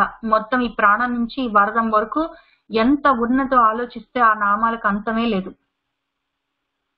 కాబట్టి అది చెప్పుకున్న తర్వాత ఇప్పుడు ఇంతవరకు చూసుకున్నాం కదా కొన్ని నామాలు. ఈ పద్మ నిభేక్షణ వరకు, పద్మనాభ, అరవిందాక్ష, పద్మగర్భ వరకు చెప్పుకున్నాం కదా. ఇక్కడి నుంచి మనం గరుడ ధ్వజ వరకు కొంచెం చూసుకుందాము, శరీర వృత్తి అవన్నీ. ఈ పద్మి దగ్గర నుంచి మళ్ళీ మనకు ఈ పైన ఈ తత్వము అవన్నీ జరిగిపోయి ఇంతవరకు ఆయన ఏం చేస్తారు అన్న స్వామి యొక్క విశేషాలు కొంతవరకు అయ్యాయి కదా. మనము ఆయన వాసుదేవ తత్వం, ఇక్కడ వాసుదేవ దగ్గర నుంచి ఒక 12 నామాలు. వాసుదేవ 1, బృహద్భాను 2, ఆదిదేవ 3, పురందర 4, అశోక 5, తారణ 6, తార 7, శూర 8, శౌరి 9, జనేశ్వర 10, అనుకూల 11, శతావర్త 12. కాబట్టి 12 నామాలు మన వాసుదేవ నామాలుగా మనం ప్రతిరోజు చదువుకునే వాసుదేవ నామాలు వాసుదేవ తత్వంగా మన పరాశర భట్టర్ ఆయన తీర్మానించారు. కాబట్టి వాసుదేవ నామాల నుంచి శతావర్తం వరకు 12 నామాలు వాసుదేవ తత్వము. ఆ తర్వాత పద్మి దగ్గర నుంచి ఆయన అది ఏమంటారు, మనం వ్యూహం అయిపోయింది. ఇక్కడి నుంచి ఆయన రూపాలు మళ్ళీ స్టార్ట్ అవుతున్నాయి. ఆయన పద్మం పట్టుకొని ఉంటారు. కళ్ళతోటే ఆ పద్మాన్ని, ఆ మొత్తం ప్రకృతిని ఆయన నడిపిస్తూ ఉంటారు. ఆయన సృష్టి, స్థితి, లయ చేస్తూ ఉంటారు. ఆయన ఇంతకీ ఎవరు అని ఆయన గురించి మనం తెలుసుకుంటూ పోతున్నాము. శరీర భృత్ అన్నప్పుడు ఆయన ఏం చేశారంటే పద్మనాభుడిగా నన్ను సృష్టించారు కదా మొత్తం ప్రకృతిని, విశ్వాన్ని తయారు చేసినప్పుడు ఆయన శరీర భృత్, దాన్ని భృత్ అంటే భరిస్తూ ఉన్నారు. మొత్తం అన్ని రకాలుగా ఈ శరీరాలని ఈ విశ్వం అనే శరీరము అంటే ఒక నేను మీనా అనే శరీరం ఒకటే కాదు, మొత్తం అన్ని రకాలుగా ఉన్న అన్ని రకాల రూపాలని శరీరము అనుకుంటే అన్ని రూపాలని ఆయన భృత్ భరించి ఉన్నారు. ధరించడము అంటే ధృత్ పట్టుకొని ఎత్తి పట్టుకొని నిలబెట్టి ఉండడం, భరించడము అంటే దాన్ని మోస్తూ ఉండడము చేస్తూ ఉన్నారు. ఆయన మహార్ధి. అయితే ఈ అర్ధనము అన్నప్పుడు దీన్ని వృద్ధి అంటే యోగము, పైకి వెళ్ళడము, ప్రమోషన్, బాగుండడము, అభివృద్ధిలోకి రావడము అని దానికి అర్థం. కాబట్టి అటువంటి మహావృద్ధి కలిగిన వారు ఆయన ఎంతో ఎంతో అభివృద్ధి ఆయన ఎప్పుడో సాధించి కూర్చున్నారు. పైగా ఈ మొత్తం కలిగి ఉన్నారు, సమృద్ధిగా అన్ని ఆయన దగ్గర ఉన్నాయి కాబట్టి ఆయన మహర్ధి. కానీ అది సమృద్ధిగా ఆయన దగ్గర ఉన్నాయి అంటే ఆయన సపరేట్ గా ఉన్నారు, ఆయన దగ్గర ఆ వృద్ధి సపరేట్ గా ఉన్నది అని చెప్పడానికి వీల్లేదు. ఆయనే ఆ వృద్ధి అయి ఉన్నారు. ఆయన దగ్గర అన్ని సమృద్ధిగా ఉన్నాయి. సరే, మనం చెప్పుకుంటూనే ఉంటాము, బలము, ఐశ్వర్యము, వీర్యము, తేజస్సు, బుద్ధి, జ్ఞానము అవన్నీ చెప్పుకుంటాము, అవన్నీ ఉన్నాయి. కానీ ఆ ఉన్నాయంటే అవి సపరేట్ గా ఉన్నాయి, ఆయన సపరేట్ గా ఉన్నాయని కాదు, సమృద్ధిగా అవన్నీ ఆయనే అయి ఉన్నారు. కాబట్టి మహర్తి వృద్ధ, ఆయన వృద్ధ ఆత్మ, ఆయన ఎప్పటి నుంచో ఉన్నారు. ఇవన్నీ ఈ మొత్తం ఇంత అభివృద్ధి సాధించారు అంటే ఆయన ఇప్పుడు సాధించారు, ముందు నుంచి తక్కువనే ఉండే కానీ తర్వాత ప్రయత్నం మీద పెంచుకున్నారు కదా, ఆయన ఉండడమే అట్లా ఉన్నారు. ఆయన మహాక్ష, పెద్ద పెద్ద కన్నులతో ఉన్నారు అని ఆయన అర్థము, అది సరే. కానీ అంత గొప్ప దృష్టి ఆయనకు, అంత గొప్ప చూపు కలిగిన వారు. ఉత్త చూపే కాదు, ఆయన గరుడ ధ్వజ, గరుడుడి యొక్క గుర్తు ఆయన కలిగి ఉన్నారు. ధ్వజంగా గుర్తుగా ఉన్నవారు అంటే సరే, బాగానే ఉంది, తప్పేం లేదు. కానీ గరుడ ధ్వజము అన్నప్పుడు ఆయన నా పరంగా చూసుకుంటే గరుత్తులు అంటే రెక్కలు కదా, రెక్కలు ఎందుకున్నాయి? ఇప్పుడు ఆయన ఇక్కడ ఉన్నారు, మహా అభివృద్ధితో ఉన్నారు, ఆయనే వృద్ధి అయి ఉన్నారు, ఆయన ఎప్పటి నుంచో ఉన్నారు, ఆయన అంతా చూస్తూ ఉన్నారు, అంత పెద్ద మహా గొప్ప చూపు. సరే గాని ఆయన ఇంతకి ఎట్లా పట్టుకోవడము అంటే ఆయన ఈ గరుత్తులు అంటే రెక్కలు, నాలో ఊపిర్లుగా పైకొస్తూ లోపలికి వెళ్తూ ఉన్న ఆ ఊపిర్లే రెక్కలుగా, అదే గుర్తు. ధ్వజము అంటే గుర్తు, అదే గుర్తుగా ఆయన్ని మనం పట్టుకోవాలి. ఇది చాలా ముఖ్యం, కొంచెం మనం ఆలోచిద్దాం. గరుడ ధ్వజ అంటే ఈ గరుత్మంతుడు అనే ఒక జెండాని కలిగిన వారు అంటే ఇంకా బాగానే ఉంటుంది. కానీ మనం అక్కడి నుంచి ఎప్పుడో దాటి చాలా మెట్లు ఎక్కేసాం కాబట్టి ఇక్కడ చూసేది ఏంటంటే సరే ఈయన ఉన్నాడు, ఎక్కడో ఉన్నాడు, ఏదో చేస్తున్నాడు, ఏదో పద్మంలాగా ఆయన మొత్తం వాసుదేవ వ్యూహంగా ఉండి మొత్తం ప్రపంచాన్ని తయారు చేస్తున్నవాడు, అంతకన్నా ముందు ఉండి నన్ను బాగా చేస్తున్నవాడు, ఆ తర్వాత ఏదో నన్ను పుట్టించి రక్షించి ఏదో తీసేస్తున్నా, ఇవన్నీ చేస్తున్నవాడు ఎక్కడున్నాడో మనకు అడ్రస్ తెలియాలి కదా. అందుకని ఆ అడ్రస్ ఏమంటే ఎక్కడో లేదు, నీ దగ్గర నువ్వు ఊపిరి తీస్తున్నావు వదులుతున్నావు అంటే అదే గుర్తు, అక్కడే ఉన్నాడు అని అర్థం. ఒకవేళ నువ్వు ఊపిరి తీస్తూ ఉన్నావు వదులుతూ ఉన్నావు అంటే ఆయన ఉన్నాడు, అది తీయట్లేదు ఇంకా అయిపోయిందంటే అక్కడ ఆయన లేడు అని అర్థం. ఇంకా శరీరంలో ఆయన లేడు, అది మొత్తమే పంచభూతాల్లో కలిపి, పంచభూతాల్లో కూడా ఆయన ఉన్నాడు, లేడని కాదు, కానీ ఆ శక్తిగా ప్రాణశక్తిగా ఆయన ఇంకా లేడు అని అర్థం. కాబట్టి నువ్వు ఆయన్ని ఎట్లా పట్టుకోవాలి అంటే నీ ఊపిర్లు కదులుతూ ఉన్నంత వరకే, ఆ ఉన్నంత లోపే, అదే సమయంలో ఇదే ఛాన్స్ అనుకో, అబ్బో ఇక్కడ అడ్రస్ దొరికింది, నాలో తిరుగుతున్నాడా, ఇక్కడే ఉన్నాడా, నాలో తిరుగుతూ ఉన్నాడా, పైకి వస్తూ లోపలికి వెళ్తూ, బయటికి వస్తేనేమో మొత్తం బ్రహ్మాండం అంతా నిండి ఉన్నాడా, అదే వాయువు శక్తిగా, అదే వాయువుగా, అదే నా లోపలికి వెళ్తే ప్రాణవాయువుగా నాకు ప్రాణశక్తిగా ఉన్నాడా, ఇక్కడే ఉన్నాడా, ఓహో ఇదే అడ్రస్ అని చెప్పి కావాలంటే బయటికి వస్తూ ఉన్న వాయువులు, బయట మొత్తం వాయువుగా వ్యాపించి ఉన్నాడు కాబట్టి బయట ప్రకృతిలో మొత్తం విశ్వంలో ఉన్నాడు అనుకొని అట్లా పట్టుకోవడానికి ప్రయత్నం చేయి. అదే ధ్వజం, అదే గుర్తు ఆయనకి, అడ్రస్ పట్టుకోవడానికి దారి. పోనీ లేదా లోపలికి వెళ్తున్నాయా నీ వాయువులు, అవి లోపల వాయువుగా ప్రాణశక్తిగా ఉన్నాయా, పోనీ నీ లోపలికి వెళ్ళి చూసుకో, అక్కడ ఉన్నాడు. నీ లోపలైనా ప్రయత్నం చేయి, ఇంటర్నల్ గా, బయట అయినా ప్రయత్నం చేయి, ప్రకృతిలో మొత్తం ప్రకృతిలో ఎక్కడ చూసినా ఆయనే ఉన్నాడు, ప్రహ్లాదుడిగా చూడు. పోనీ లోపల ఉన్నవాడిని చూసుకోదలుచుకున్నావా, పోనీ అట్లయినా ప్రయత్నం చేయి. ఎంతో మంది యోగులు ఆ టైప్ లో ప్రయత్నం చేశారు, వెళ్ళిపోయారు దాటి. కాబట్టి ఆ రెండిట్లలో ఏదో ఒక ప్రయత్నం చేయి, ఆయన్ని పట్టుకోవడానికి ప్రయత్నం చెయ్యి అని చెప్పడానికి గరుడ ధ్వజ అని గుర్తు. ధ్వజం అంటే గుర్తు, గరుత్తులు, నా ఊపిర్లే ఆయన ఉనికికి గుర్తు కాబట్టి ఏదో రకంగా ఆయన్ని పట్టుకోవడానికి ఇది దారి అని చెప్తూ ఉన్నది గరుడ ధ్వజ నామము. ఇవాళకి ఇక్కడికి ఆపుతాం. మళ్ళీ అతుల శరభ భీమహర్ దగ్గర నుంచి వచ్చే వారం చదువుకుందాము. సర్వం శ్రీకృష్ణార్పణమస్తు.